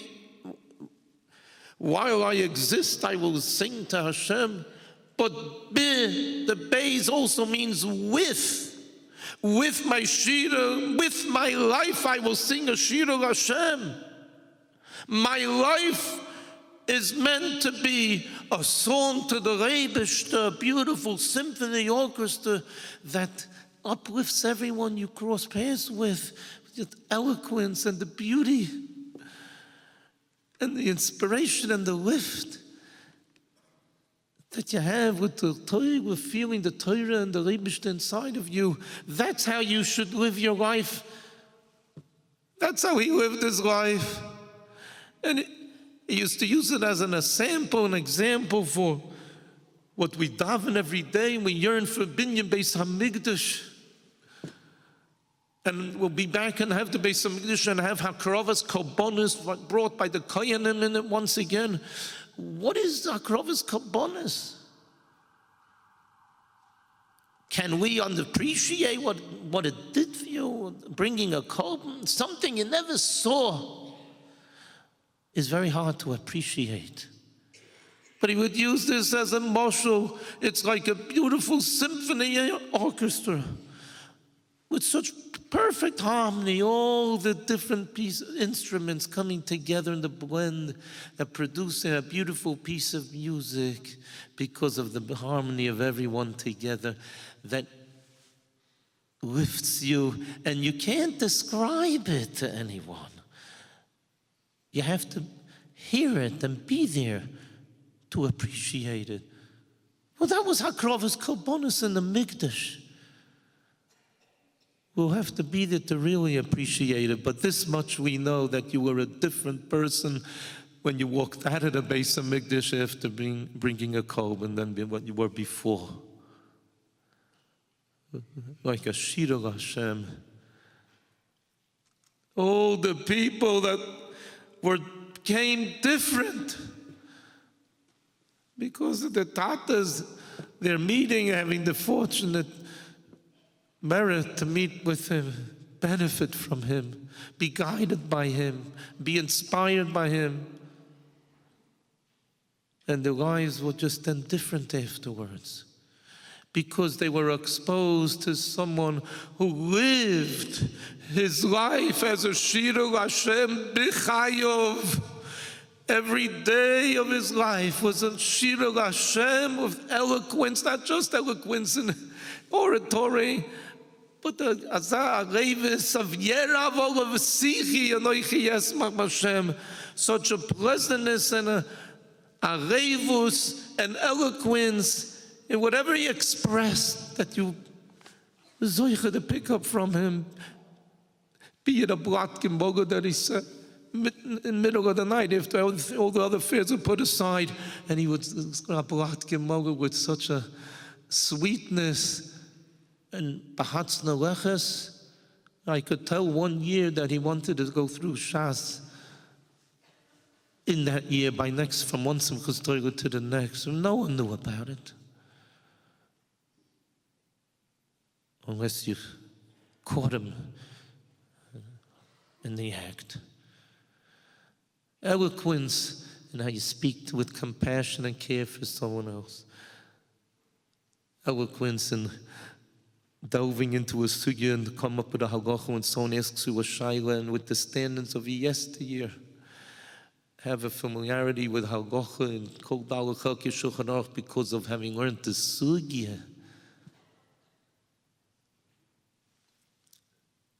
Ashiro Hashem b'chayai. Let's try to emulate, indeed, as my brother Rabbi Yisrael said. But maybe this will be the best for everyone.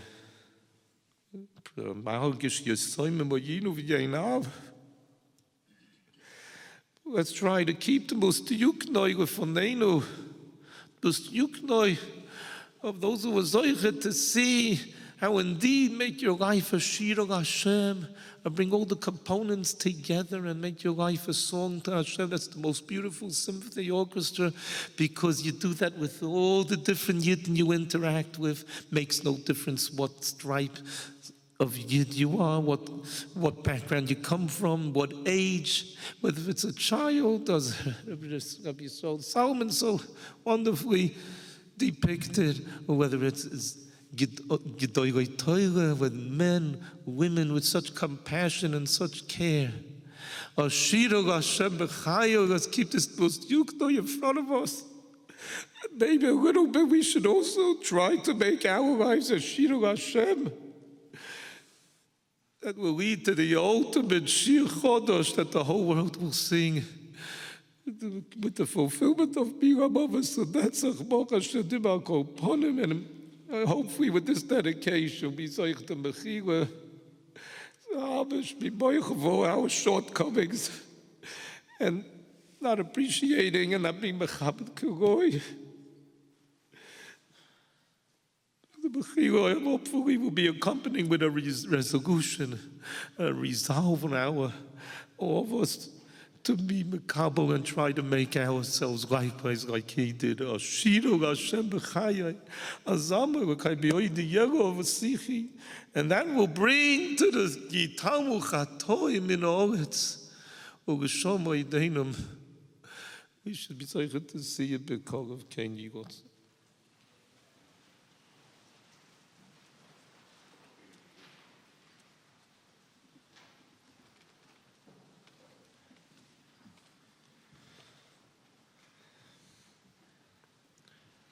Rabbi and Rebbitzin, I'm blessed to see grandchildren and great-grandchildren, and to represent the next generation.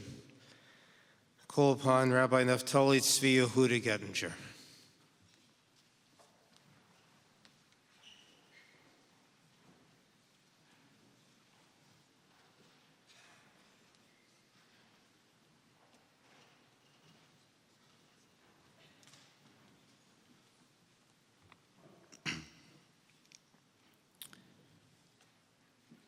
It's extremely difficult for a grandson to say aspid. The reason is twofold. Number one, I was only born in the second half of my grandfather's life, and therefore I wasn't zoicha to see all that he accomplished and everywhere he came from. But number two, and this is really what makes it even more difficult, is the immaturity with which I saw him. Of course I remember my grandfather. Of course I remember Zayda.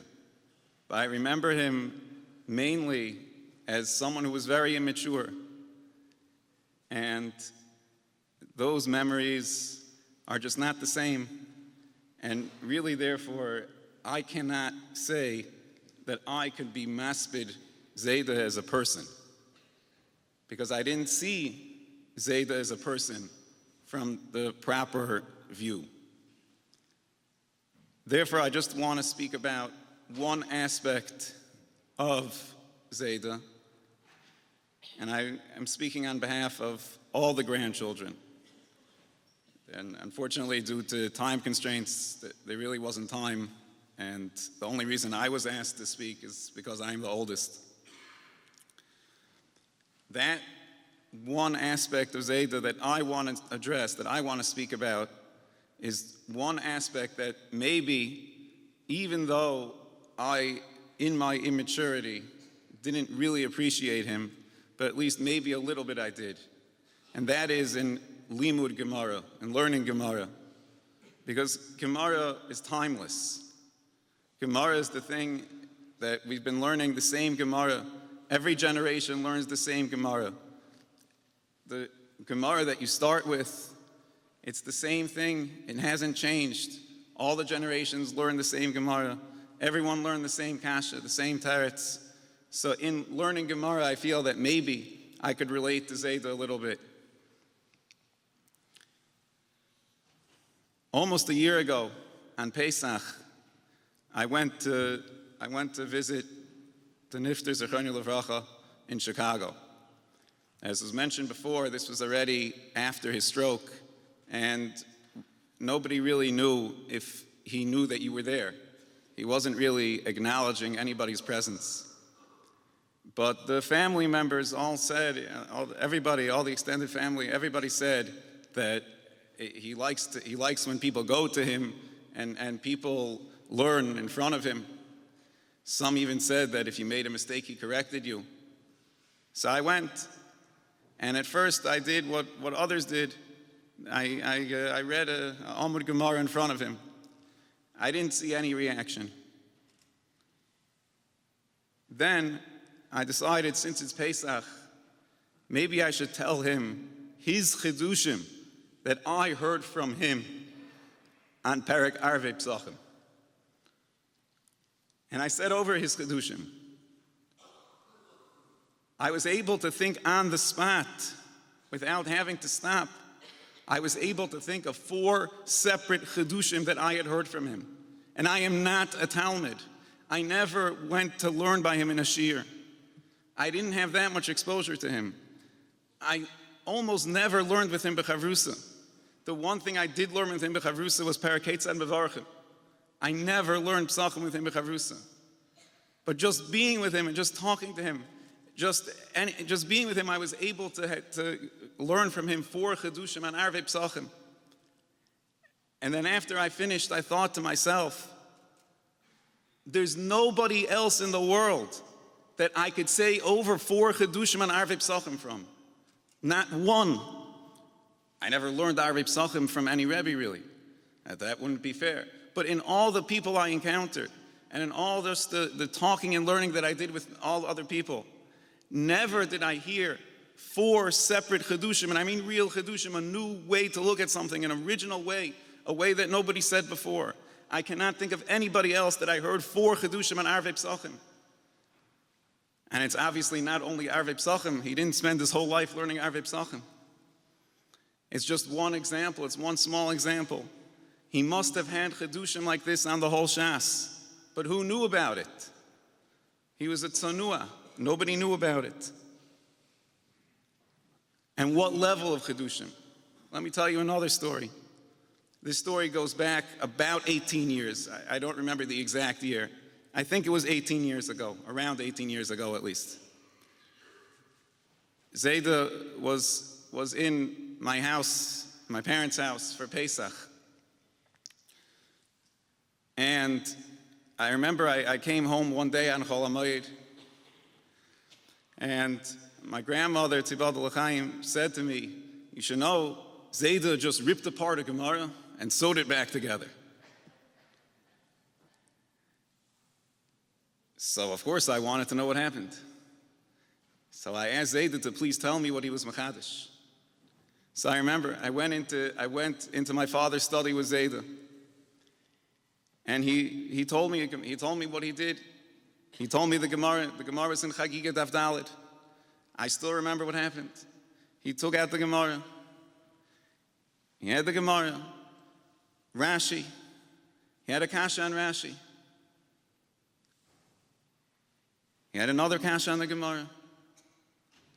And then he wanted to make his changes, his chidushim, his things that he said that nobody else could say. And I said to him, but Zayda, Tosfos asked the kasha. What about Tosfos? What happened to Tosfos Teretz? And he convinced me. He said, Tosfos says that Teretz, that's true, but Rashi doesn't hold like that. If Rashi held like that, he would have said different. So I said, but you changed Rashi also. How can you rely on Rashi? We went back and forth. Finally, he told me, pull out a Rambam. And I guarantee you, he didn't know the Rambam before. I pulled out the Rambam. He told me, pull out a Rambam, you're going to see the Rambam is not going to bring down the Gemara the way it seems to be, the way it is if you go with the Girsa and Rashi that we have. I opened up the Rambam and I read it and he was right. And the Magen Mishnah says, and I asked the Kasha, what's the pshat in the Rambam? Why didn't the Rambam say bring down the Gemara? And nobody said Zayda's Teretz, of course. Zayda had chidushim that nobody else had. He had a gilui and Torah that nobody else had, that I know at least. My knowledge is limited. I'm a young person. I wasn't exposed to so many great people. But never did I come across somebody who was blessed, who was zoicha, to have such chidushim, to have a real chiddush, not just a chiddush, an extension of something that was already said, but a real original way to look at something. Never was I zoicha to see someone like that. How was this great nifter zoicha to have such a clear understanding of the Torah? Chazal say, in many places it says in the Gemara, that the Torah is hoylechas l'makom namuch. You have to be a makom namuch. The Torah is like water, because water always seeks the lowest point. Zayda was an onav mikol adam. He didn't hold anything from himself. I'll never forget one time, I was in Eretz Yisrael, in my aunt and uncle's house in Yerushalayim.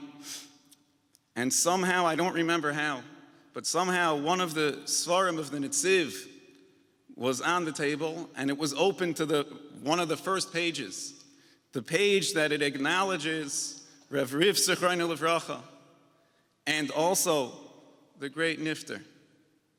And it says very nice titles on both of them. And I remember Zayda reading it. He read the page. When he got to Rav Riv, not only did he read what it said, but he added on his own praises for his great shver. And when it got to his own name, not only didn't he read what it said, but I can remember he called himself Hagarnish To'am Haaretz. I still remember it. I still remember it. And this is how he was speaking to his own grandchildren. Who can tell their own grandchildren that they are nothing, they're Am Haaretz? People want self-respect. What happened to their self-image? But Zayda was a Onov. He was a Mokim Namuch. That's how he was Zoichet to the Torah. To have these Chedushay Torah. But more specifically, I think we can explain this based on Rashi and Kedushin. Rashi in Kedushin Adaf Mem Tes is coming to explain the counter side, the opposite. When you have somebody who has Gasus Haruach, who possesses haughtiness, and the Torah doesn't go to him. And Rashi is coming to explain why. Why is it that when a person is haughty, the Torah runs away from him, and the Torah will not rest on him. The Torah will not settle on such a person. And Rashi says two things. Number one, because the person is not mishamesh kol tzarkoi. A person who has gasas haruach, who's haughty, will not be mishamesh kol tzarkoi, will not learn from the previous generation. He will not hang around and learn from the previous generation. And number two, he's not mechazer al shmuasai. A person who has gasus haruach, who has haughtiness, will not chazer, will not review. Yes, he'll learn, and he'll constantly learn new things, and new things, and new things, and new things, but he won't go over and over and over and chazer and chazer and chazer. Obviously, the contrast is that the anava that helps a person be zoicha to Torah, be able to understand the Torah so clearly, involves these two things. Mishamesh kol tzarkoi. This part of the great Nifter's life I was not zoicha to see. I was born after it was over. But from what I hear, and a little bit of what I even heard from Zayda himself, but mostly just what I heard from other people, I know how much he was mishamesh Rav Henkin and his great shver Rav Rif. How much he was mishamish them, how much he learned from them, how much he discussed with them. Everything was them, and how much he was mevatel himself to them. No matter what, whatever they said was the emes, was the truth. And mechazer al shmuasai. Oh, how Zayda always chazered. I didn't watch Zayda all that much, but whenever I saw him, I never saw him really preparing. I never saw him pushing himself to be mechadish something. I never saw him pushing himself to learn something new. But I always saw him with a Gemara. He was always chazering. Every yontif, he would learn the Masechta that had to do with that yontif. And he could go through many, many plat Gemara without saying any chedushim. That didn't bother him. He was constantly mechazer al shmuasai because of his great anava.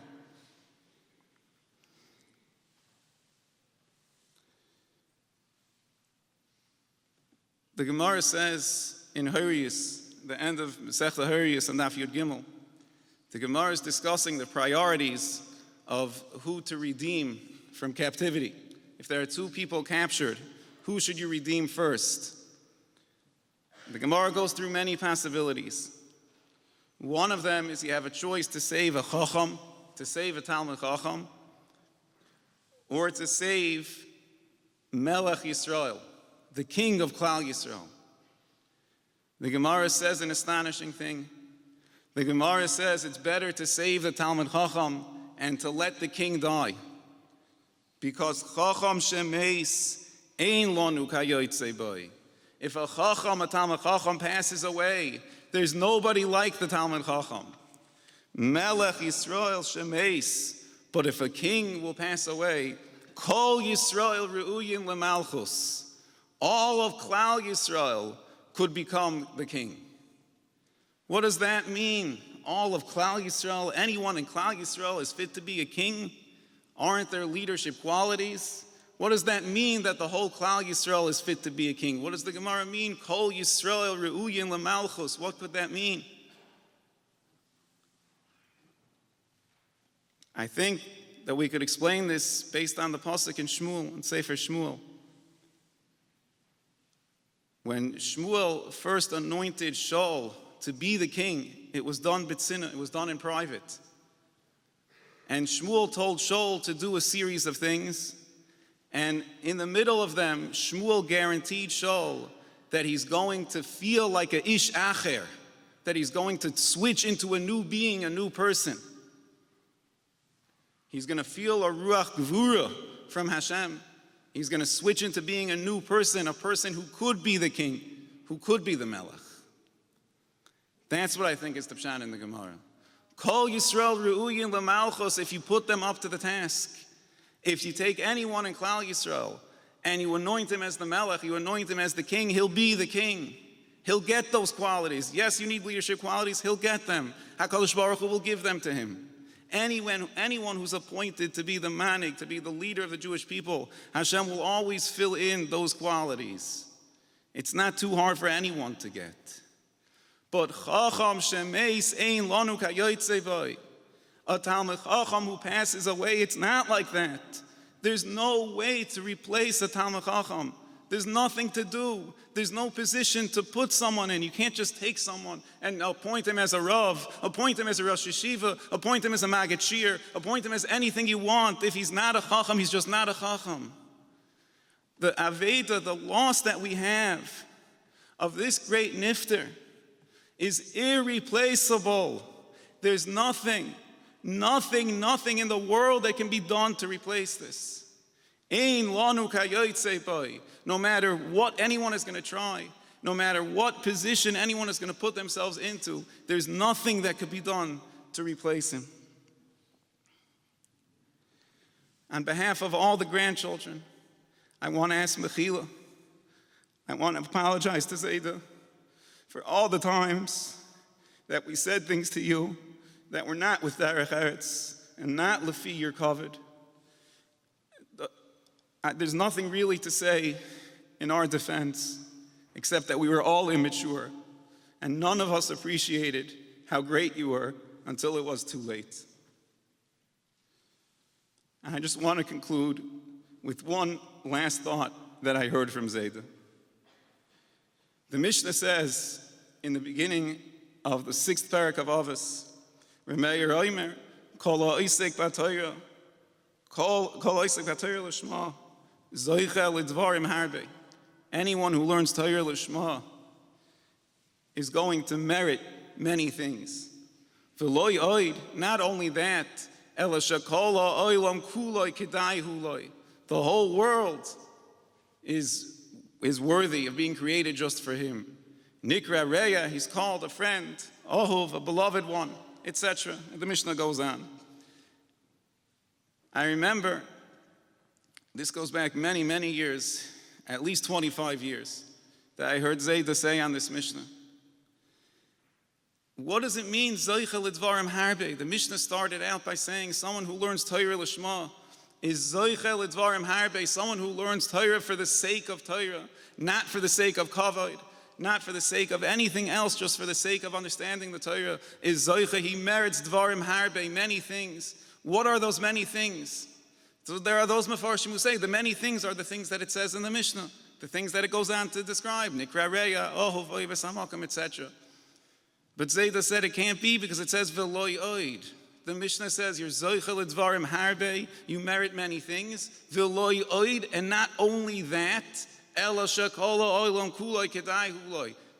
only is it Dvarim Harbe, but even these other things. But if there are these Dvarim Harbe, what are they? And why doesn't the Mishnah say them? And I remember still, if my memory is correct, a cotton, now I'm saying Edus from when I myself was a cotton before Bar Mitzvah. So maybe I have it wrong, but as far as I remember, Zayda said like this, Kol ha'oisek b'Torah l'shma, anyone who learns Torah for the sake of Torah, Zoichel l'dvarim harbe, he merits many things, and I can't tell you what they are. They're ayin lo'irasa l'kim zulascha. Someone who learns Torah l'shma has such a big chelek, has such a big portion that nobody could possibly describe it. Not only does he get that, which I can't even begin to tell you, but I'll tell you some fringe benefits of it. Nikra Rega, Ohuf, etc.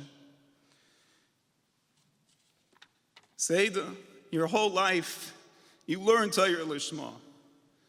Who appreciated all your Chidushim? Who was able to understand your Gadlus? You learned Torah Lishma, and now it's time for you to be Zoicha to those Dvarim Harbe, all those many things that are waiting for you in the Olam HaEmes. Zayda, Tisa lemenucha v'teilech b'shalom.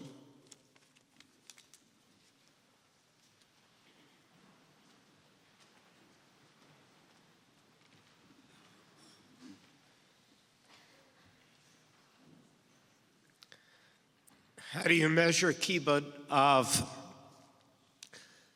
There's probably no way to compare because we don't know everybody's relationships and what went on, but I can guarantee you this second to none, the devotion of Sarah and her husband, Dr. Yehuda Ungar, was second to none in the history of the world. And I, as our last speaker, I'd like to call upon Dr. Ungar.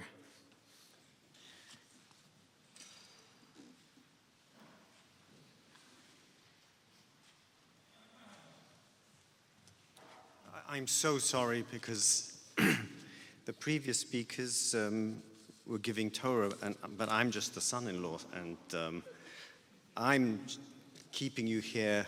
I have an aching back. I'm sure you do as well. I will be brief.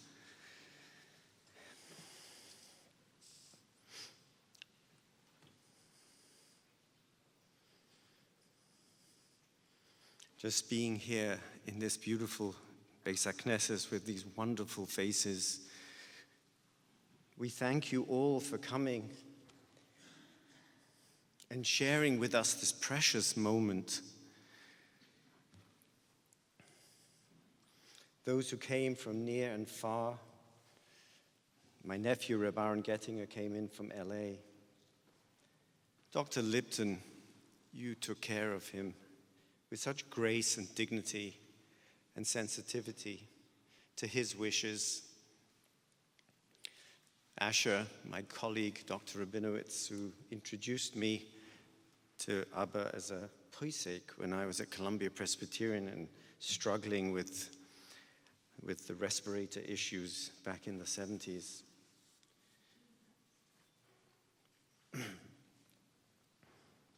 Reggie, you had such a special relationship with Abba. Auntie Rosie, I promise you, Uncle Mekki is waiting for Abba with a joke at the other side. Thank you all for coming and sharing in our grief and in our celebration of this life. A life greater than life, a person larger than most, a personality rich in its complexity, a fortitude and strength that carried us all, and a humility and self-deprecation that was inspiring. Abba came close to death 3 times in the last 18 months. Reb David and I struggled over the phone with Shilas that Abba and I had struggled with for 20, 30 years. 3 times.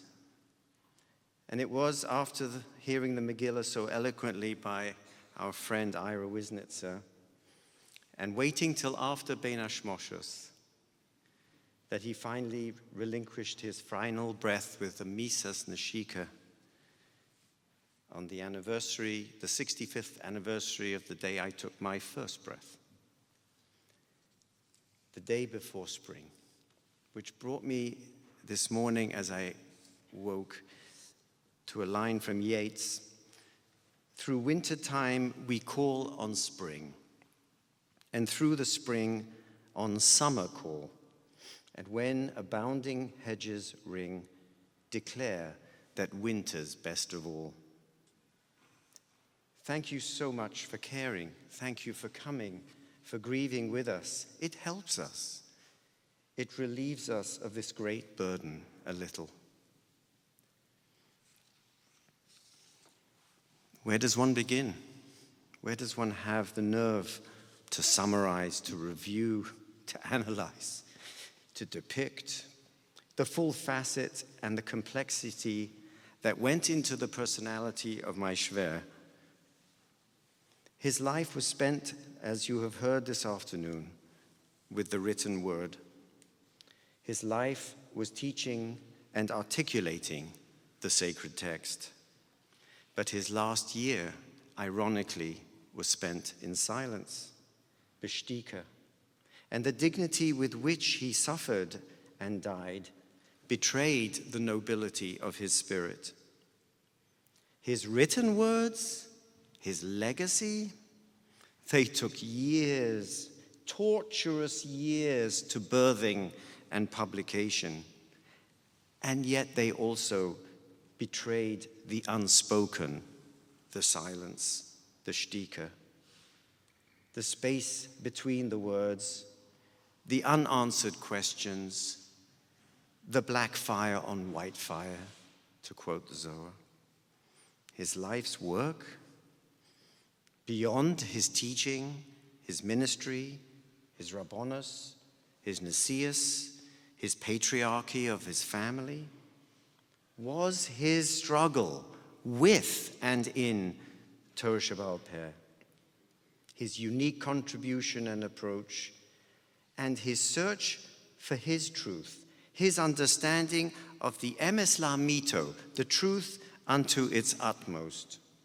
Despite controversy, despite the weight of tradition, the truth had to be told. This courage, this audacity that came from his mastery of the entire corpus of Talmud poskim and his photographic memory and his active intellect. For me, an overtowering figure in my life, an inspiration in so many ways, so difficult to highlight, so hard to share in public. But sitting with him through the nights in the ICU, in the horror of the ICU, in the indignity of the ICU, and in the quiet times in our home, sitting in his shtika, in his silence. Throughout all, his lips are moving in tefillah constantly. Va'ani tefillah now has new meaning to me. He had become the very incarnation of tefillah leDavid, tefillah le'ani. There was so much time to reflect on the irony of Abba, of a man of words, his unique articulation, his precision, his grammar, his insistence on the pshuto shel davar, the pshuto shel mikra, his life in its simplicity, not naivety, its clarity, its halachic precision, now silent, b'shtika. The irony that the notion of Bein Hashmashos should have exercised him in the first place. That gray time, the midrashic, imaginative time, Erev Shabbos, Bein Hashmashos, when all sorts of weird creatures and things that made no sense in the order of creation, like Bilam's ass, are now created just before Shabbos. That in-between time, that which is lo yom velo laila, should have so exercised a man dedicated to precision, black and white, night and day. Other ironies. His deep connection with students at secular universities, his support of women's learning, his appreciation of the arts and especially music, his love of astronomy and nature the day before spring. His openness to critical study methods and yet absolute commitment to halakha. His ability to talk to all people in all situations, men and women, and communicate with them. His charm, his unique sense of humor that was usually tied to a semantic joke. His impish laugh. But beyond this, his mentoring of men and women over the years who stayed connected to him as a role model, as a sage with a profound ability to listen intently. His counsel, his hoirah, always sensitive to the humanity of the situation, in that delicate balance of what in secular legal circles might be called the balance between law and equity, which is so lacking in today. Never will you meet a person who more faithfully lived his values. An essential teacher, he gave his students the tools to study independently, to think independently, to think critically, never trampling their own values. He was too humble a man.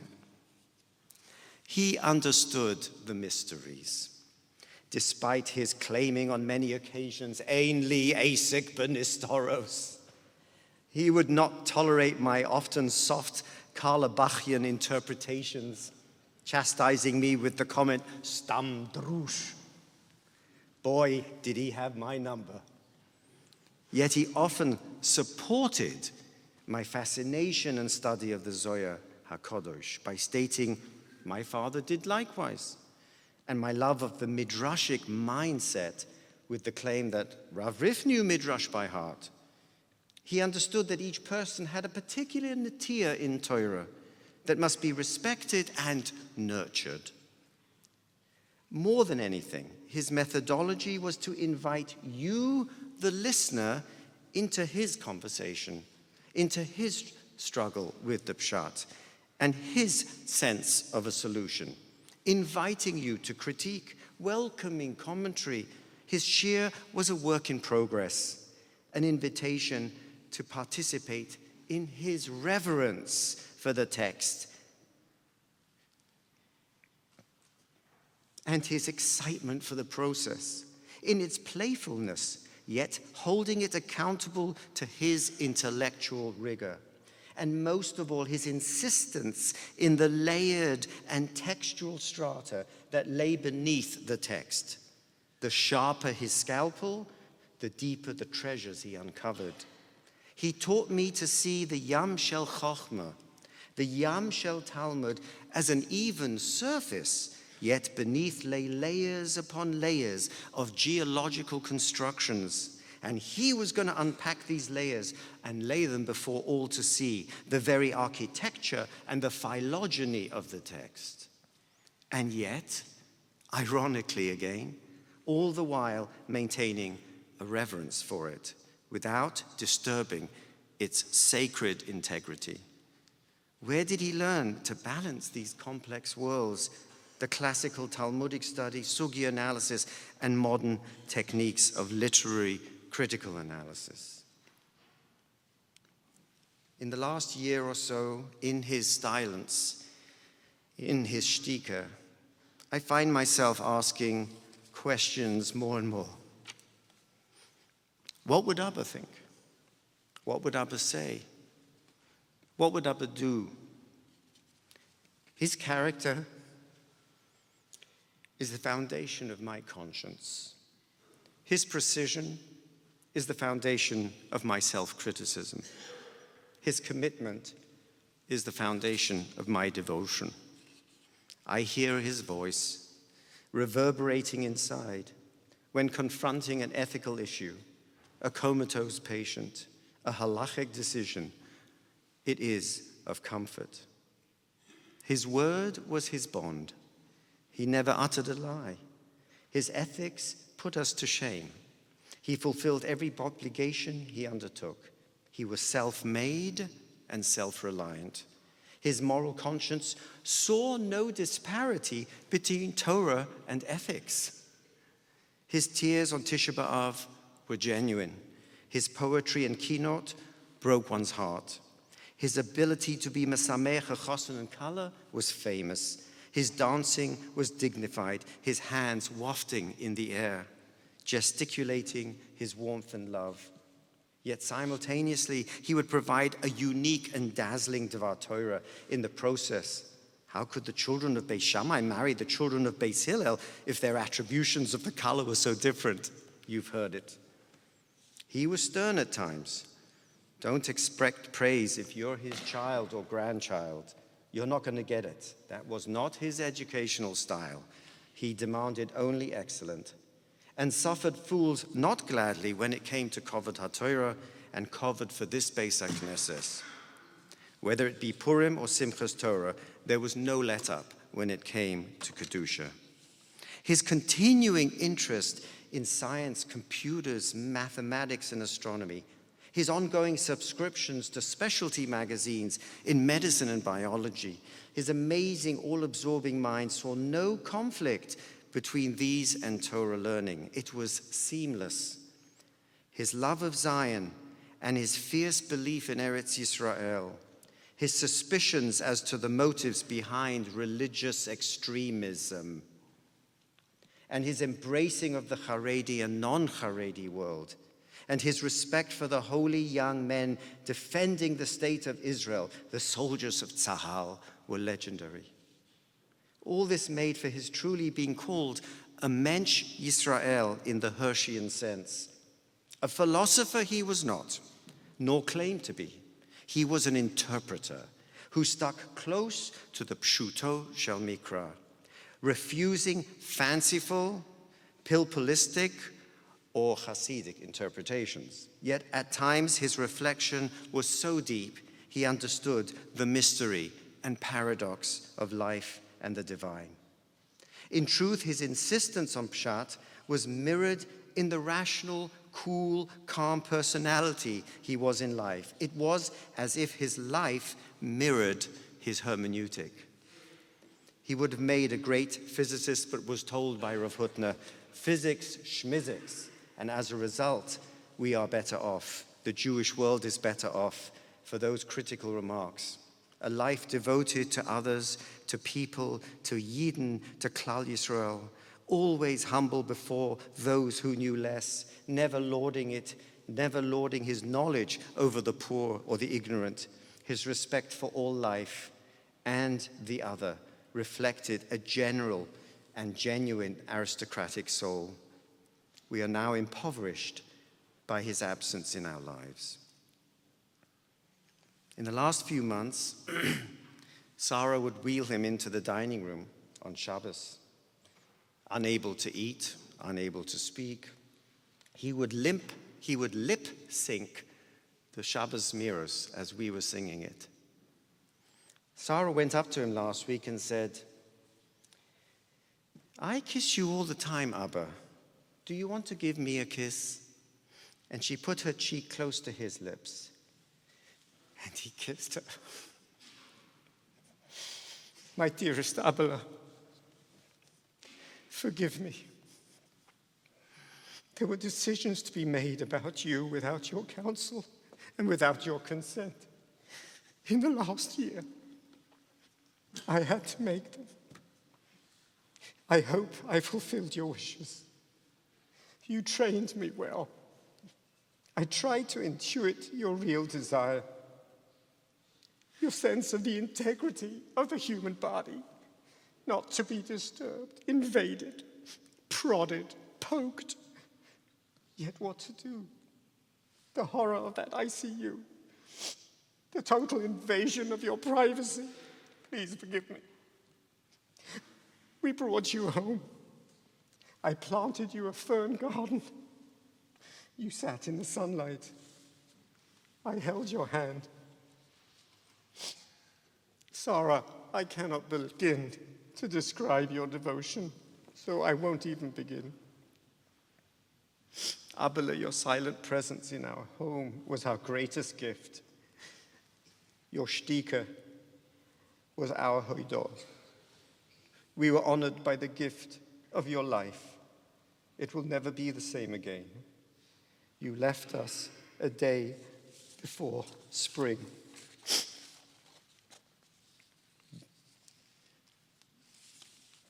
The winter time we call on spring, and through the spring on summer call. And when abounding hedges ring, declare that winter's best of all.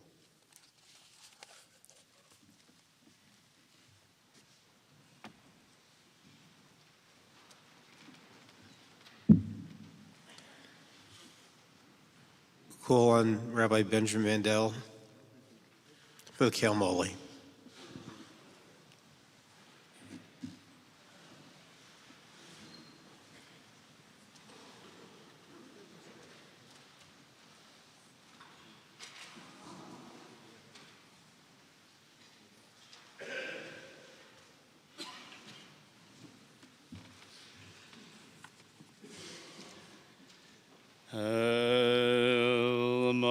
Rachamim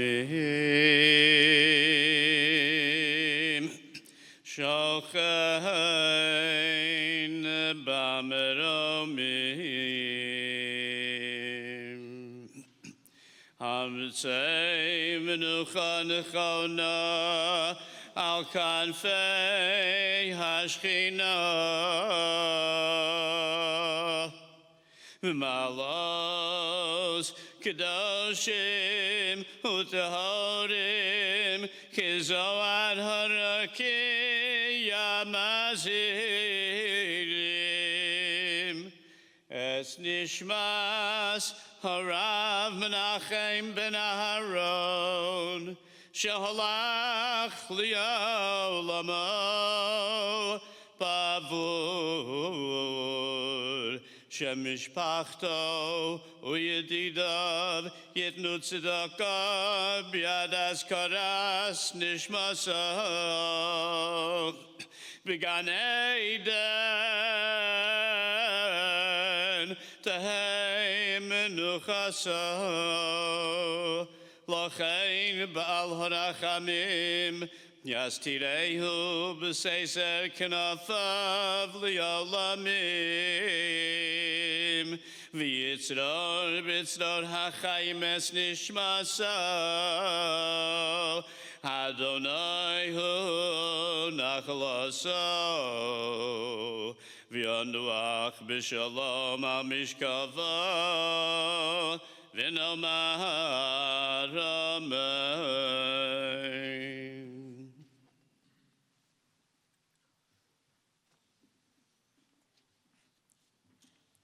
I'd like to call upon the following grandchildren to escort the Aron.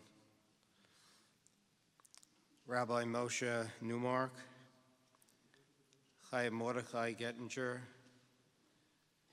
Rabbi Moshe Zev Granick,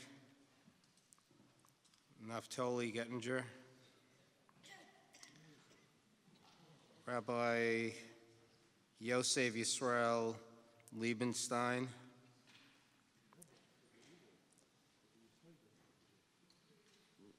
Rabbi Aaron Yosef Gettinger, Uri Adler Esquire, and Eliezer Gettinger. And please, I think the best way would be up the aisle.